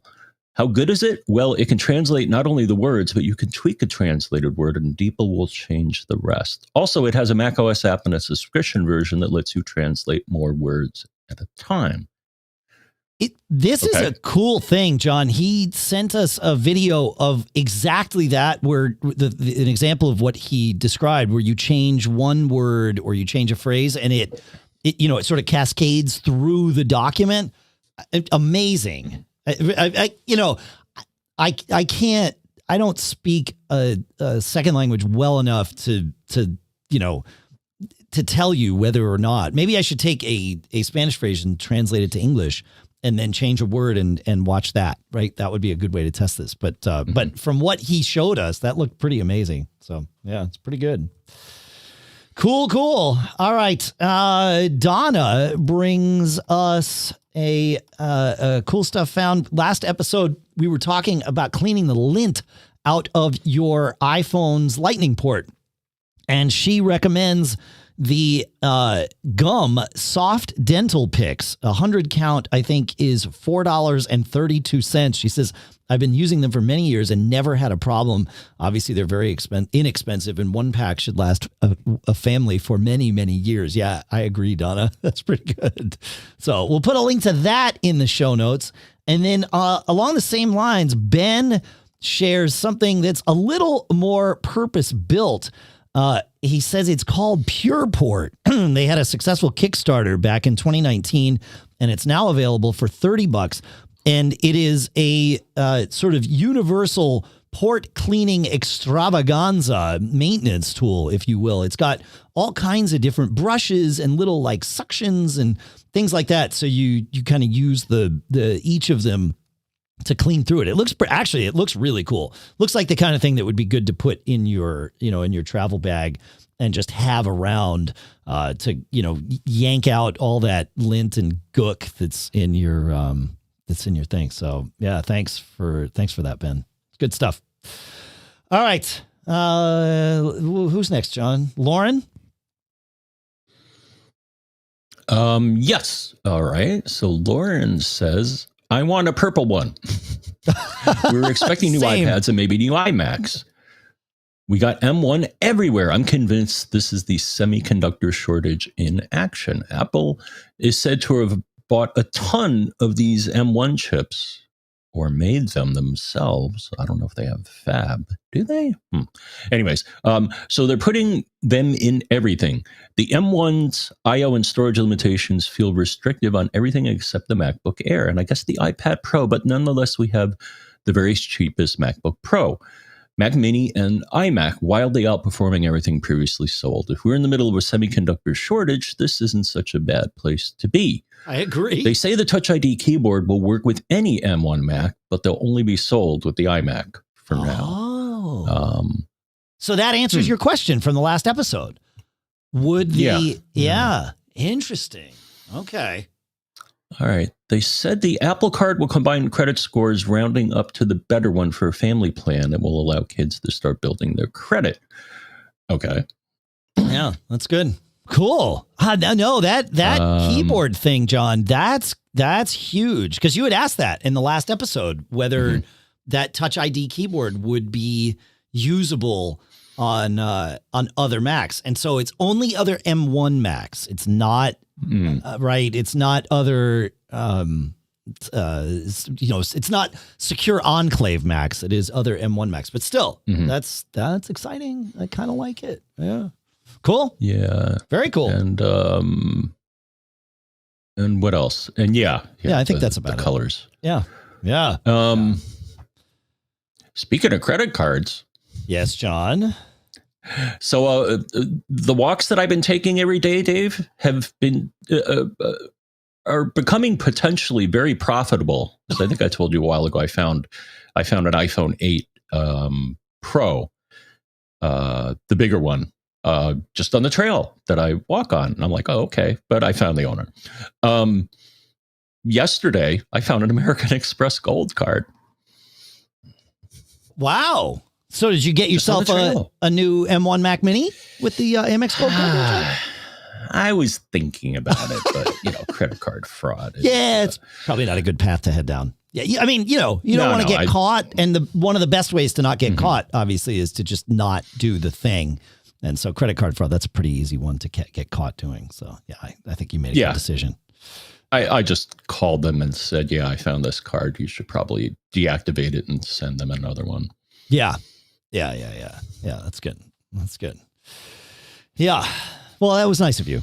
Yeah, you're having profitable walks. Yeah. It reminds me of somebody, a friend of mine. I probably shouldn't tell this story. Well, I won't include the names, but I think this person, it was somebody I knew during the BBS days, and I think this person went on to work for Apple for a while. Actually had some like credits even in, I think, the Finder for some years, and that still wouldn't be enough for anybody to narrow it down. But when he was a kid, and his parents didn't have very much money, and so he had a computer, but he wanted an Apple II GS, but there was no way. And he was running, and he ran by. I forget what city he was in, and I wouldn't tell you if I remembered, but it was it was a city, and he ran by a spot where like a drug dealer or something would leave cash for drops. And he picked up a bag to throw it away. Like he didn't know what he had picked up. And there was like 10 grand in the bag. Yeah. And so by the time he got home to throw it away and realized what he had done, he was like, oh my gosh, like I could get killed for this. But nobody figured out it was him. And thankfully, and he did. He wound up buying his Apple II GS and wound up doing some fantastic development on it that I believe we all benefited from this. So yeah, it was interesting. I don't know. I don't know why that story came to mind. But yeah. Anyway, Yeah, moving on. Hey, I have a cool stuff found to revisit, John, and I know it's not one that's been that old. It's the Nomad Base Station Pro, which is essentially, the only live in the wild version of something approximating what Apple announced as AirPower those many years ago. And the idea is it's just this pad that you can toss your Qi devices on and it will start charging them. I think it's got like 18 different coils in it, and it's organized them into 3 different zones. So you can have 3 different things charging at the same time. And it will, focus on the one and do it. And I it was great to see it. But then I was like, where am I going to put this thing? And so it sort of, after we talked about it on the show, it sort of sat for a while because putting it next to my bed just for me didn't work. I didn't need it because of the way my use case is and all that, John. And I finally realized the place that I want it is here in the studio. And man, it's amazing because I come in here to do the show and I toss my phone down. I usually toss it down like on the table behind me so that I don't see it and it doesn't distract me while we're doing the show. Or if I go and sit at my drums, which are, kind of right next to me here as I do the show, I don't want my phone in my pocket, for obvious reasons. And so I just have this thing on the table that's sort of between my desk here and the drums. And I just toss it down on there and it charges. And it's fantastic. And even with my Grip to You case on the phone, which insulates the back and won't let it stay charged. It's sort of a problem with Qi, to be perfectly honest. But, for an hour or two here and there while I'm either, doing the show or playing my drums or messing around in the studio, it's perfect. So, and the nicest part is I don't have to worry about perfectly lining it up onto a Qi coil. I literally just toss it down on there and it negotiates and syncs it up. So now that I found a use case for it, I've been really excited about this thing again. So I just wanted to kind of revisit it because it's exciting. All right. Andrew finds an interesting, fun, little cool stuff found. He says, I recently purchased 2 HomePod minis and paired them together to get stereo sound.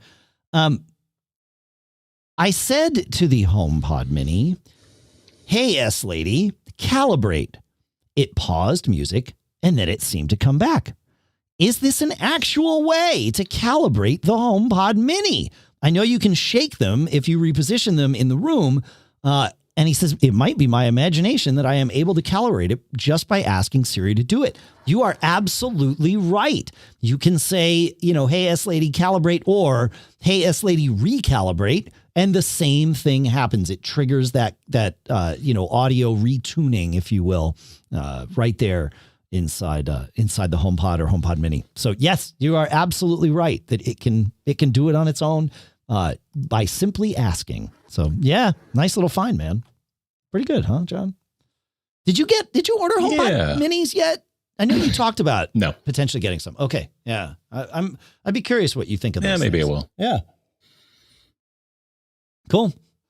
All right. The other device has something similar that I've used once. If you run the Alexa app, the A app. Yeah. Sorry, everybody. Settings, A-Lady devices. There's an option called voice training. Okay, so we're talking about that is valid. This is something different. I just thought I'd mention it. It's the other way around. That's correct. Yep, exactly. Yeah. Yeah. So this makes it so that it understands you better, though I find it's very good with me. I think I trained it once when I first got it, and maybe that's enough. Yeah, I think most of these voice devices, and I would, given that, Amazon has probably the most popular voice assistant, or at least voice assistant in the home, I would assume they do this too, but I think they all sort of are continually refining their training as things move forward. Like as you say things to it, I think if the response you get is something that, sometimes it'll ask, was this helpful? Yes. And, if you say yes or no, it sort of tweaks its training. So I think it's doing that all the time. I think. I don't know. All right. Probably. Yeah. Yeah. I actually worked on long ago a project that used speech recognition to allow people with disabilities to operate certain equipment that we sold. And the nice thing about that is that, and what we chose what's known as a speaker dependent system. Okay. Which right. you have to train by definition. But the reason that this was a benefit, especially to people that may speak differently or have an accent, was another thing is that speaker independent is, they've made, whatever engine these guys are using, they've made advances, but training always helps. So that was just something I learned. Yeah. When I did this sort of stuff. Yeah, it makes sense. Cool. All right. Do you have, I think there's another cool stuff found, right? From Mark on the list here. Mark, yes. So Mark says, I don't have a spam workflow. However, many years ago, I did hear of a spam service called Sneak. Is it Sneak? I'm sorry. I think it's Sneak Email. Sneak Email. Yeah. Okay. All right. Now, is it Sneak Email or Sneak Email? Okay. It's a service that costs about $12 or $15 a year. What it offers is a generation of random email addresses to give to external websites. For example, I have a sneakemail.com email for Amazon and all sorts of other websites. I do not give out my actual email. That's only for friends and relatives. And if the website sells your email to a spammer, then you know who did it, and you can either bounce or delete the sneak email address that the entity loses the path to connect to you. Anyways, I've used it and it seems to work pretty well. Also has a traffic site where you can tell what most of your random email address is coming from. It's pretty cool. So.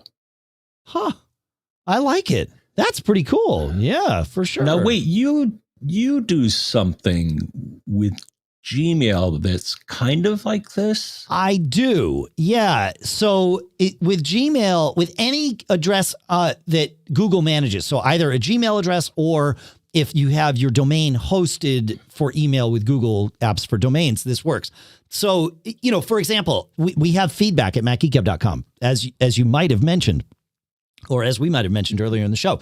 That address, because is that one hosted with Google? No, it's not anymore because we host that with Mailroot, right? I forget. Yeah. Anyway, let's say we host it with Google, but if you try this and it bounces, then the Mailroot thing gets in the way. But I'm not sure it would. Anyway, so let's say, for the sake of argument, feedback at macgeekgab.com is a fully Google hosted address, and there's nothing else in the way.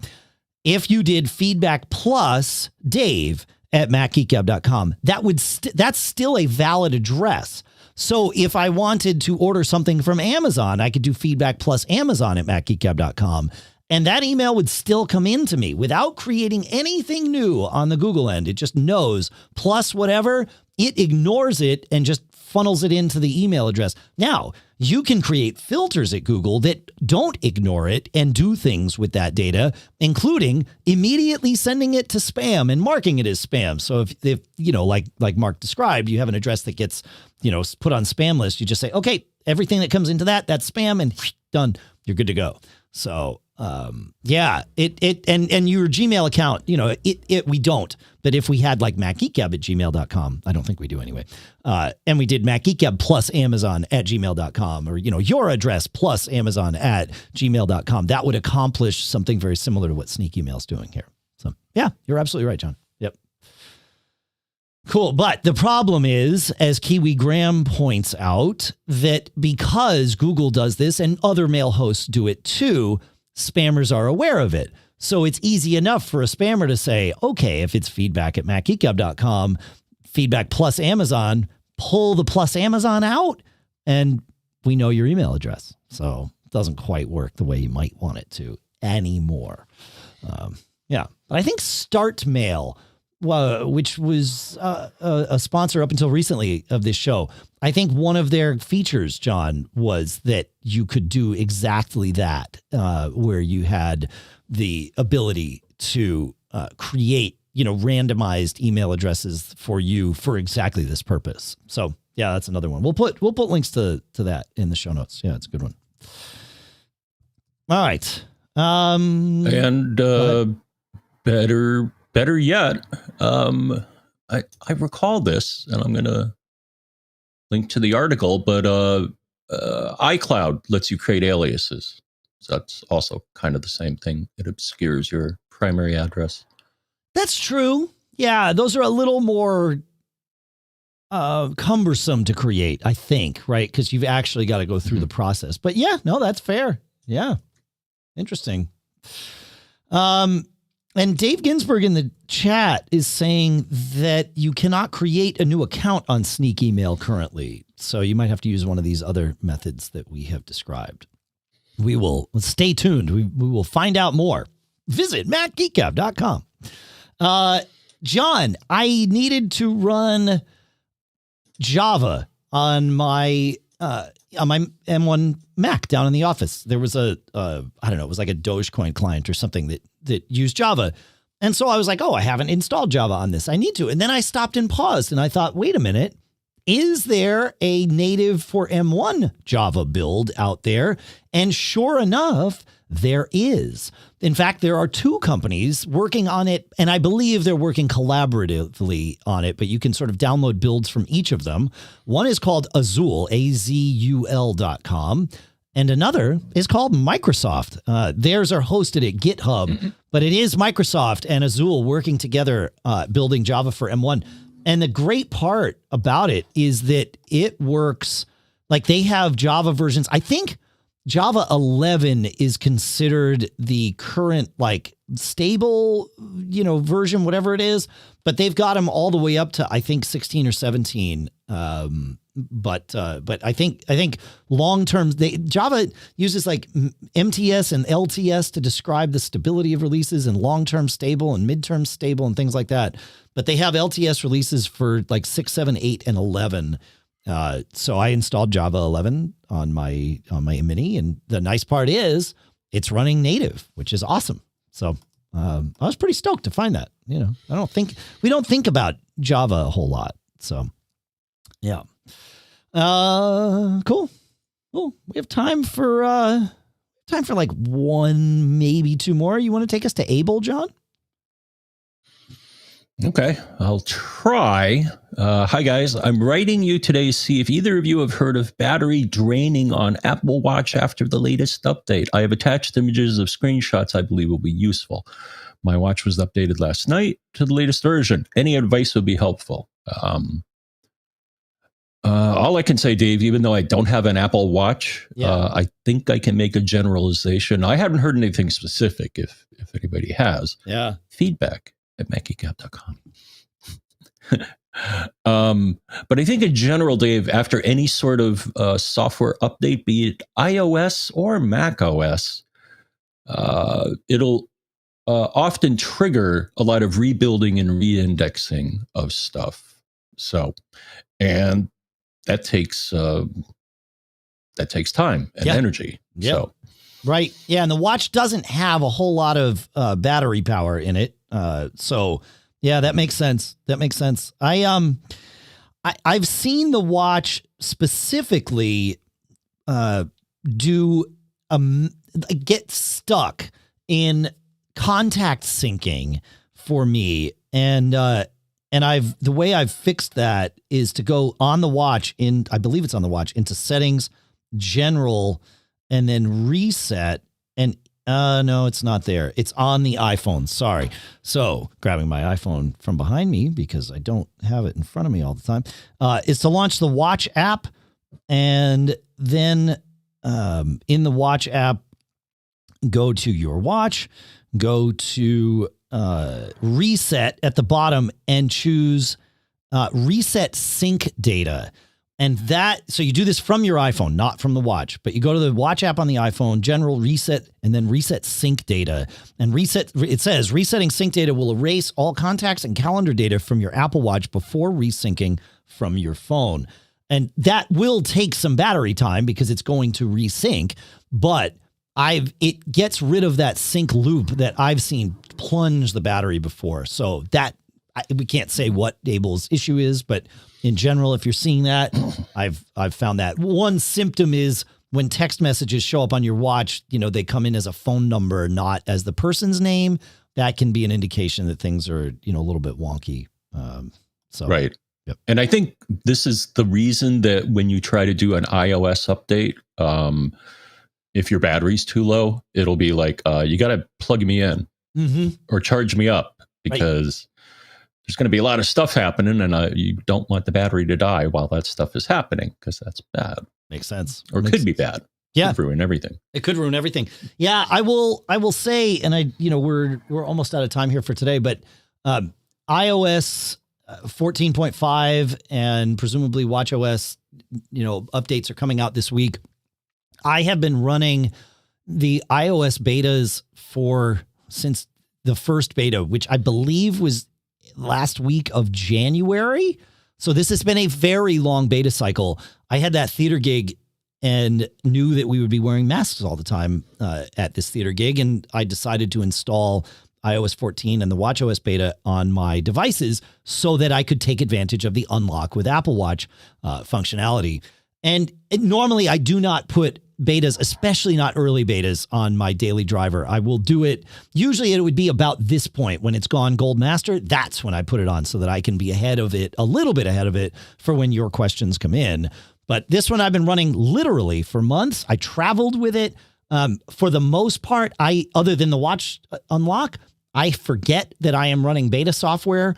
It has been, you and I were having a conversation. So it's been super stable. And I just wanted to let everybody know that this beta process has gone on a long time, likely delayed partially because of the new hardware that Apple's got coming, possibly also delayed because of this also brings all those security and privacy controls that Facebook has been fighting against. So I think there's a few reasons we could speculate as to why it's been such a long beta cycle, but it has been stable all the way through. No issues. You and I, John, were having a conversation about beta releases versus not beta, I guess yesterday or something. Right.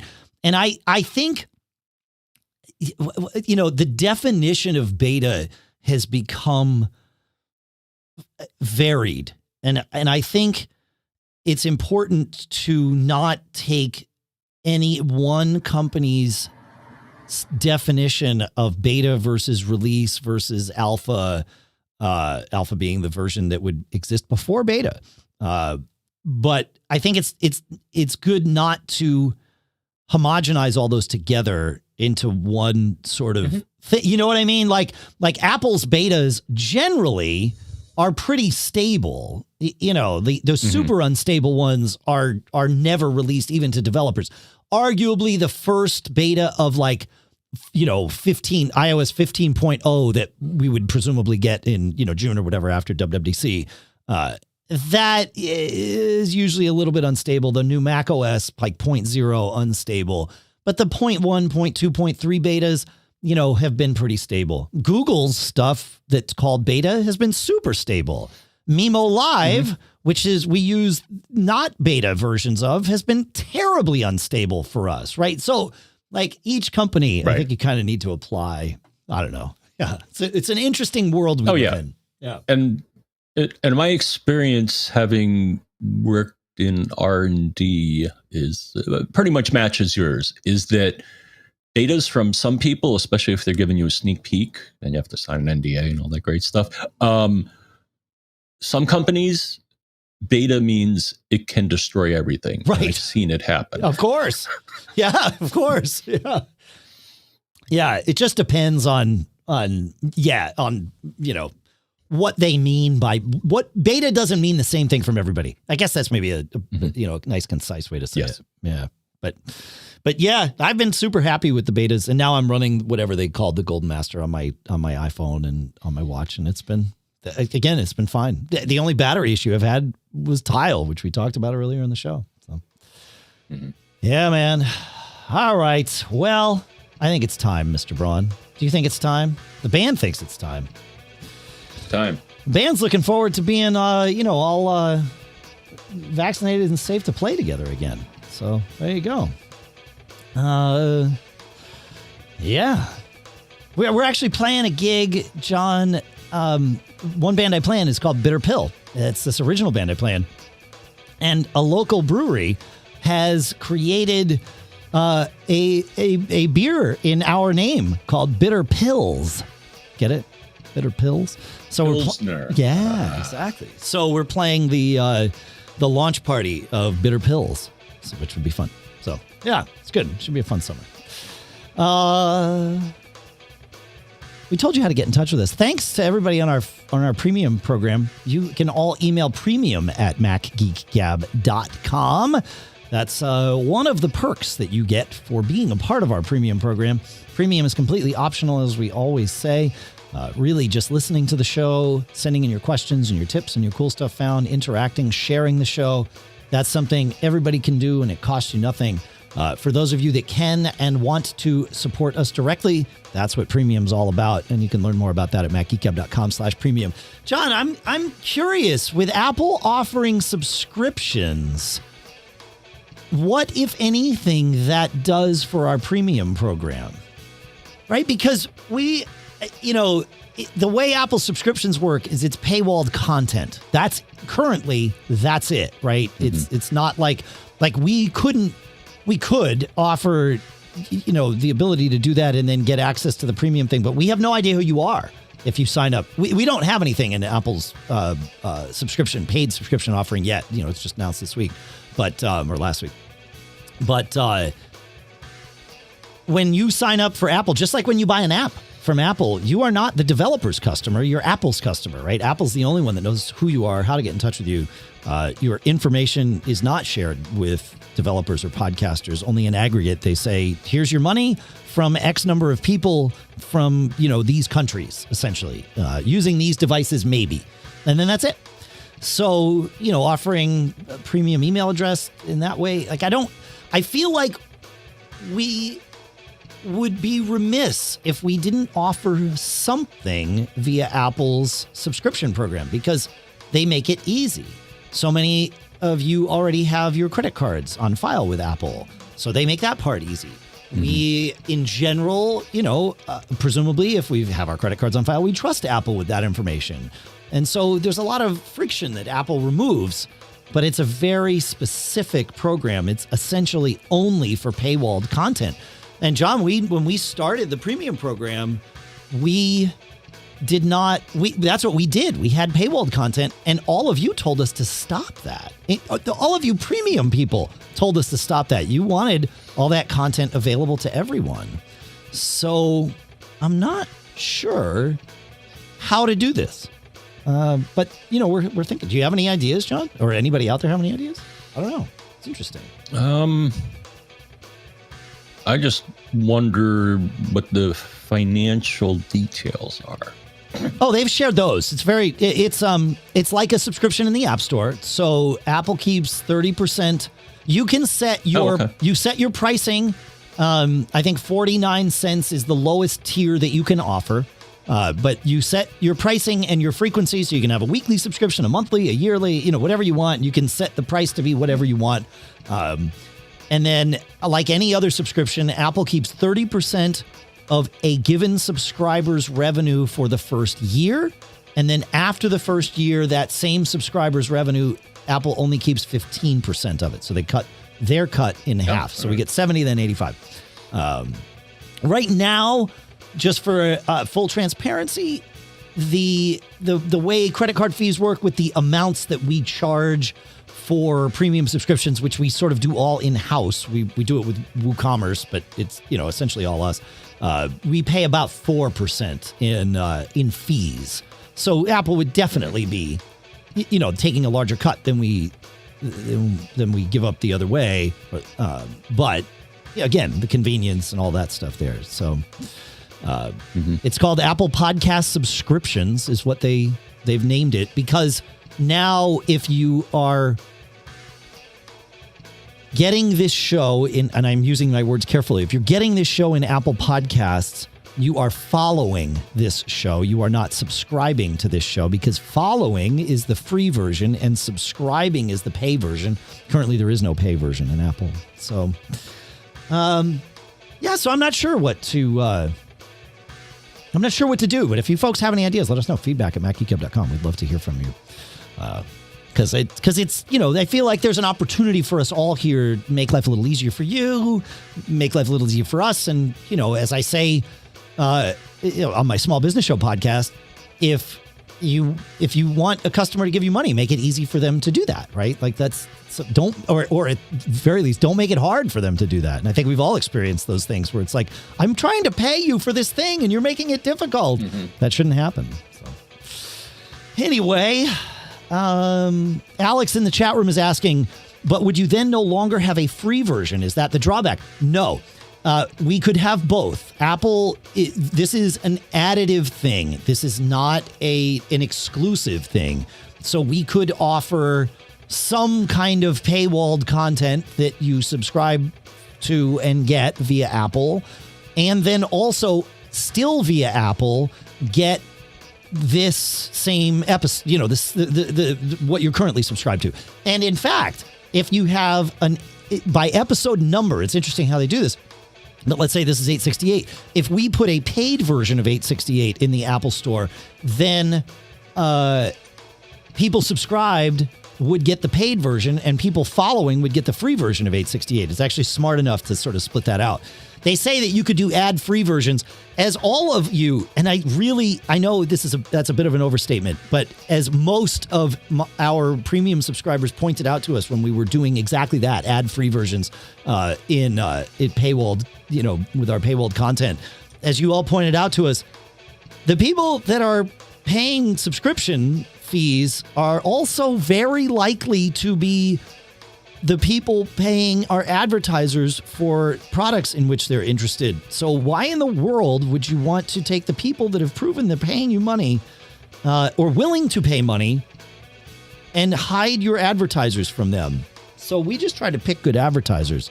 So I'm not convinced that I like our advertisers. I really do. Like there are people we say no to here, and so to me, any podcaster that offers an ad-free version of their show is saying, I don't like our advertisers. I see them as a nuisance, and I'm giving you the ability to avoid them. We put chapters in the show, so if you want to skip ads, you are more than welcome. That's how it's always been. But I don't think ad-free behind a paywall is a smart decision. That's just me. I think it's short-sighted. And I don't want to say it's not smart. I think it's short-sighted. So there you go. That's my feeling. All right. So I don't know. Do you have any other thoughts on that, John? Any other questions? Nope. Okay. Well, now we can say, so the episode went a little long. We did 10 minutes on that. Thanks for listening. Seriously, thanks for listening to that. Thanks for listening to the episode. Of course, we put that I didn't intend to do that, but it just came out. But we put that at the end. So there you go. You could have skipped it already. Maybe you're not even hearing this. We're talking to no one. It's possible. Thanks for listening. Do you have any place to send them, John?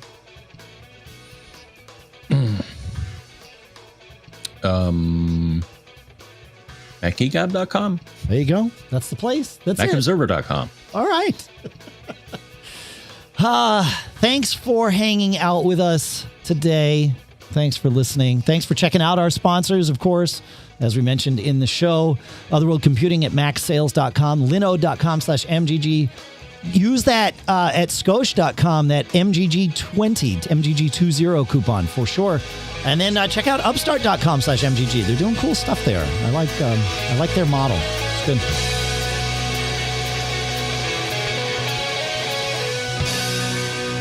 Whew. We made it, John. Is it up to me to say something to him, or is it up to you? I don't even remember. It could be up to me, Dave, to tell everyone, don't get caught. It's good advice. Made on a Mac.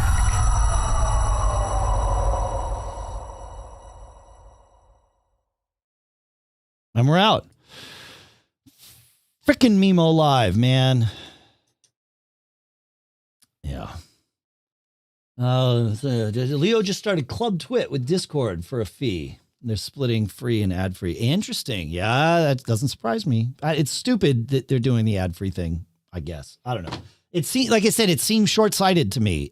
But I made the mistake. Like we definitely did that. It seems obvious. And then it was y'all that pointed it out to us. So, yeah. Yeah. Yeah, exactly, Petter Hall. That's sort of my thought, is offering many different ways of you know, but the problem is, like, you're not our customer if you do it through Apple. And so we don't know, like, we literally don't know who you are. That's sort of a problem. But like you said, people that want to support us might find that to be the most convenient way. And so we want to be able to let them do that. So I don't know what to offer them.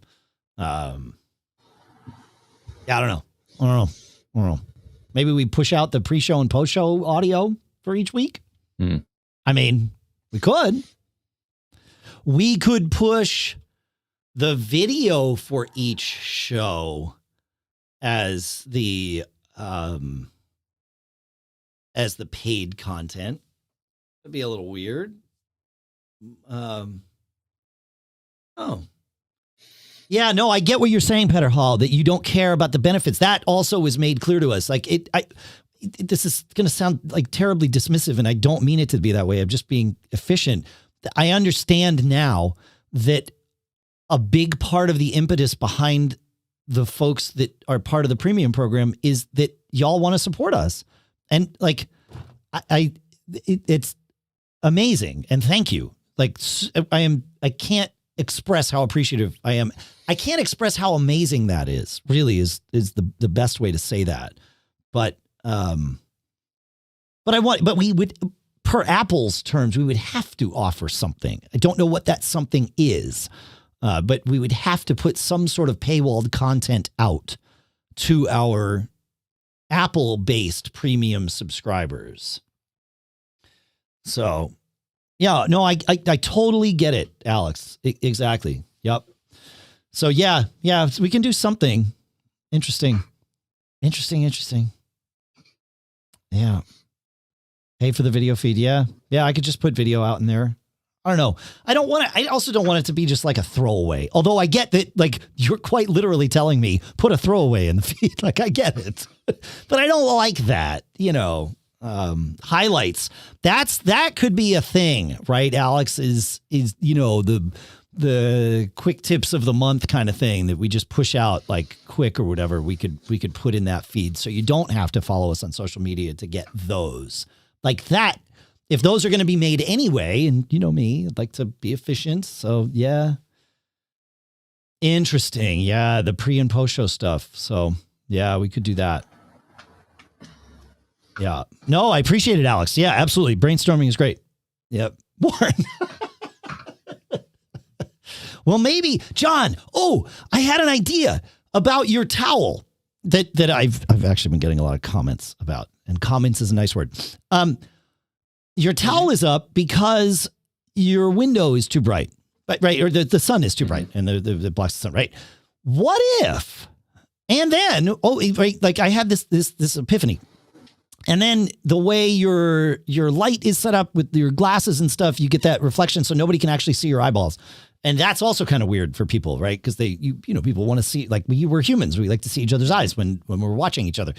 So I had this idea: what if you turned your desk around and you faced the window? So like moved your desk away from the wall, I don't know, 4 feet or 5 feet or something, so that you're sitting on the other side of the desk facing the window.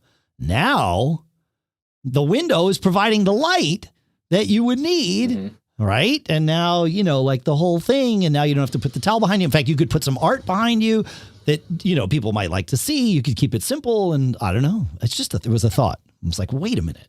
Maybe there's an easy answer here. Petter Hall, though, solving the problem a different way, John. Look at this. He says, I'll pay for an IKEA Furter smart blinds for John F. Braun through Patreon. There you go. Yeah, absolutely. We got to find the towel solution. It's going to start being a thing. We're going to have hashtags about it. We will get you there. But I think turning the desk around, right? Because that's doable, right? Just move the desk away from the wall, turn the stuff around, turn the love around, turn your desk around. Yeah. Anyway. All right. I got to go. I got to process this. And then, I meant to say it in the show. I'm very excited. Tomorrow morning, fiber gets turned on at my house. Very excited. Oh, yeah. I got to talk to those guys. Mm-hmm. Yeah. They came and put the box on the outside. They ran the cable. So John Braun is the Arthur Dent of podcasting. That's Kiwi true. Graham. Exactly. It's in tribute to Arthur Dent. So get yourself a Hitchhiker's Guide towel. Like, let's get you not just like some, old bathroom towel. If you're going to let's lean in on the towel thing, man. Hitchhiker's Guide to the Galaxy towel. That Right? that's agreeable. Right? Mm-hmm. Let's see. Hitchhiker's Guide to the Galaxy. Freaking Amazon beach towel. Oh, wait a minute. Let me share this on the video feed here. Hang on. Freaking Mimo Live. Not happy. Okay, so if I do that, you guys can see this. So there's a Don't Panic one on the left. I like this 42. Like that would be a good one if it were like that color scheme would be good for your environment, but it's landscape, not portrait. You need one that's portrait. This Don't Panic one, probably not so good, but let's keep looking.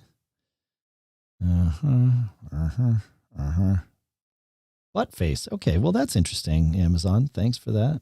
Yep. Yeah. Oh, there you go. There's a Don't Panic one. Like something dark that said Don't Panic on it would be good. There it is. Oh, those are hand towels. What?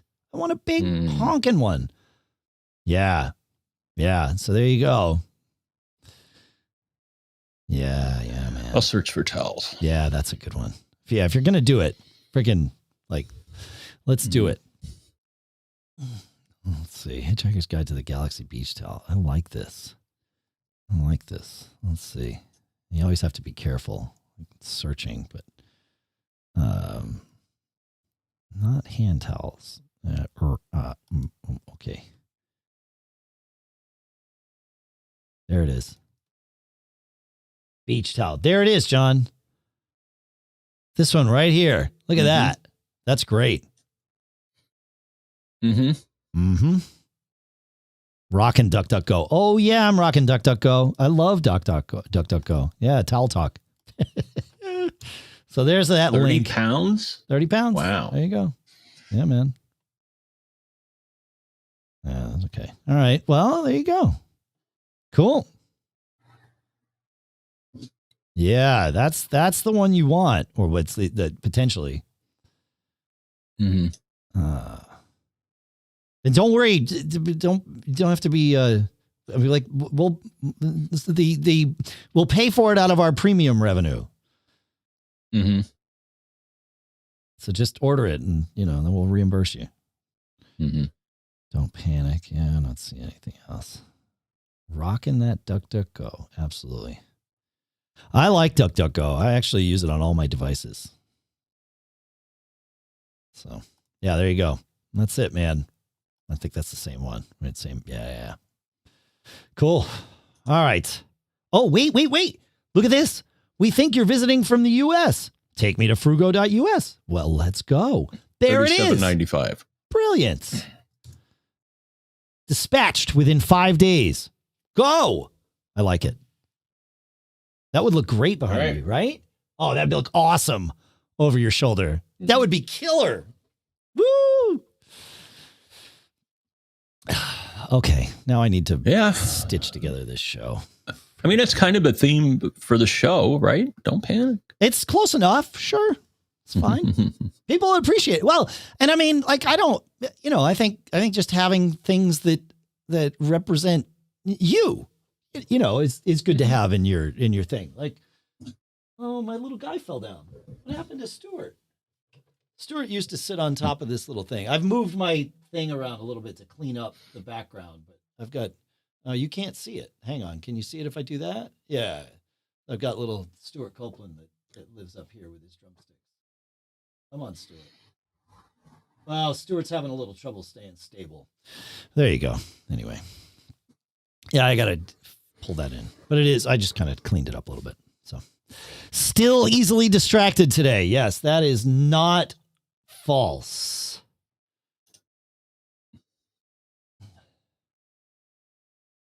Yeah. All right, cool. Let me know. I'll put the header of the IRC so that don't miss it. Oh, that's true. That's a good point, Alex. Okay. Yeah. We will. All right. Yep. We got to say goodbye now. So I'm going to say goodbye on Facebook first. Later, everybody. See ya. And on YouTube, I will. Yeah, there it goes. Okay. I will say, see ya. Thanks for hanging out. And hang on. I got to go do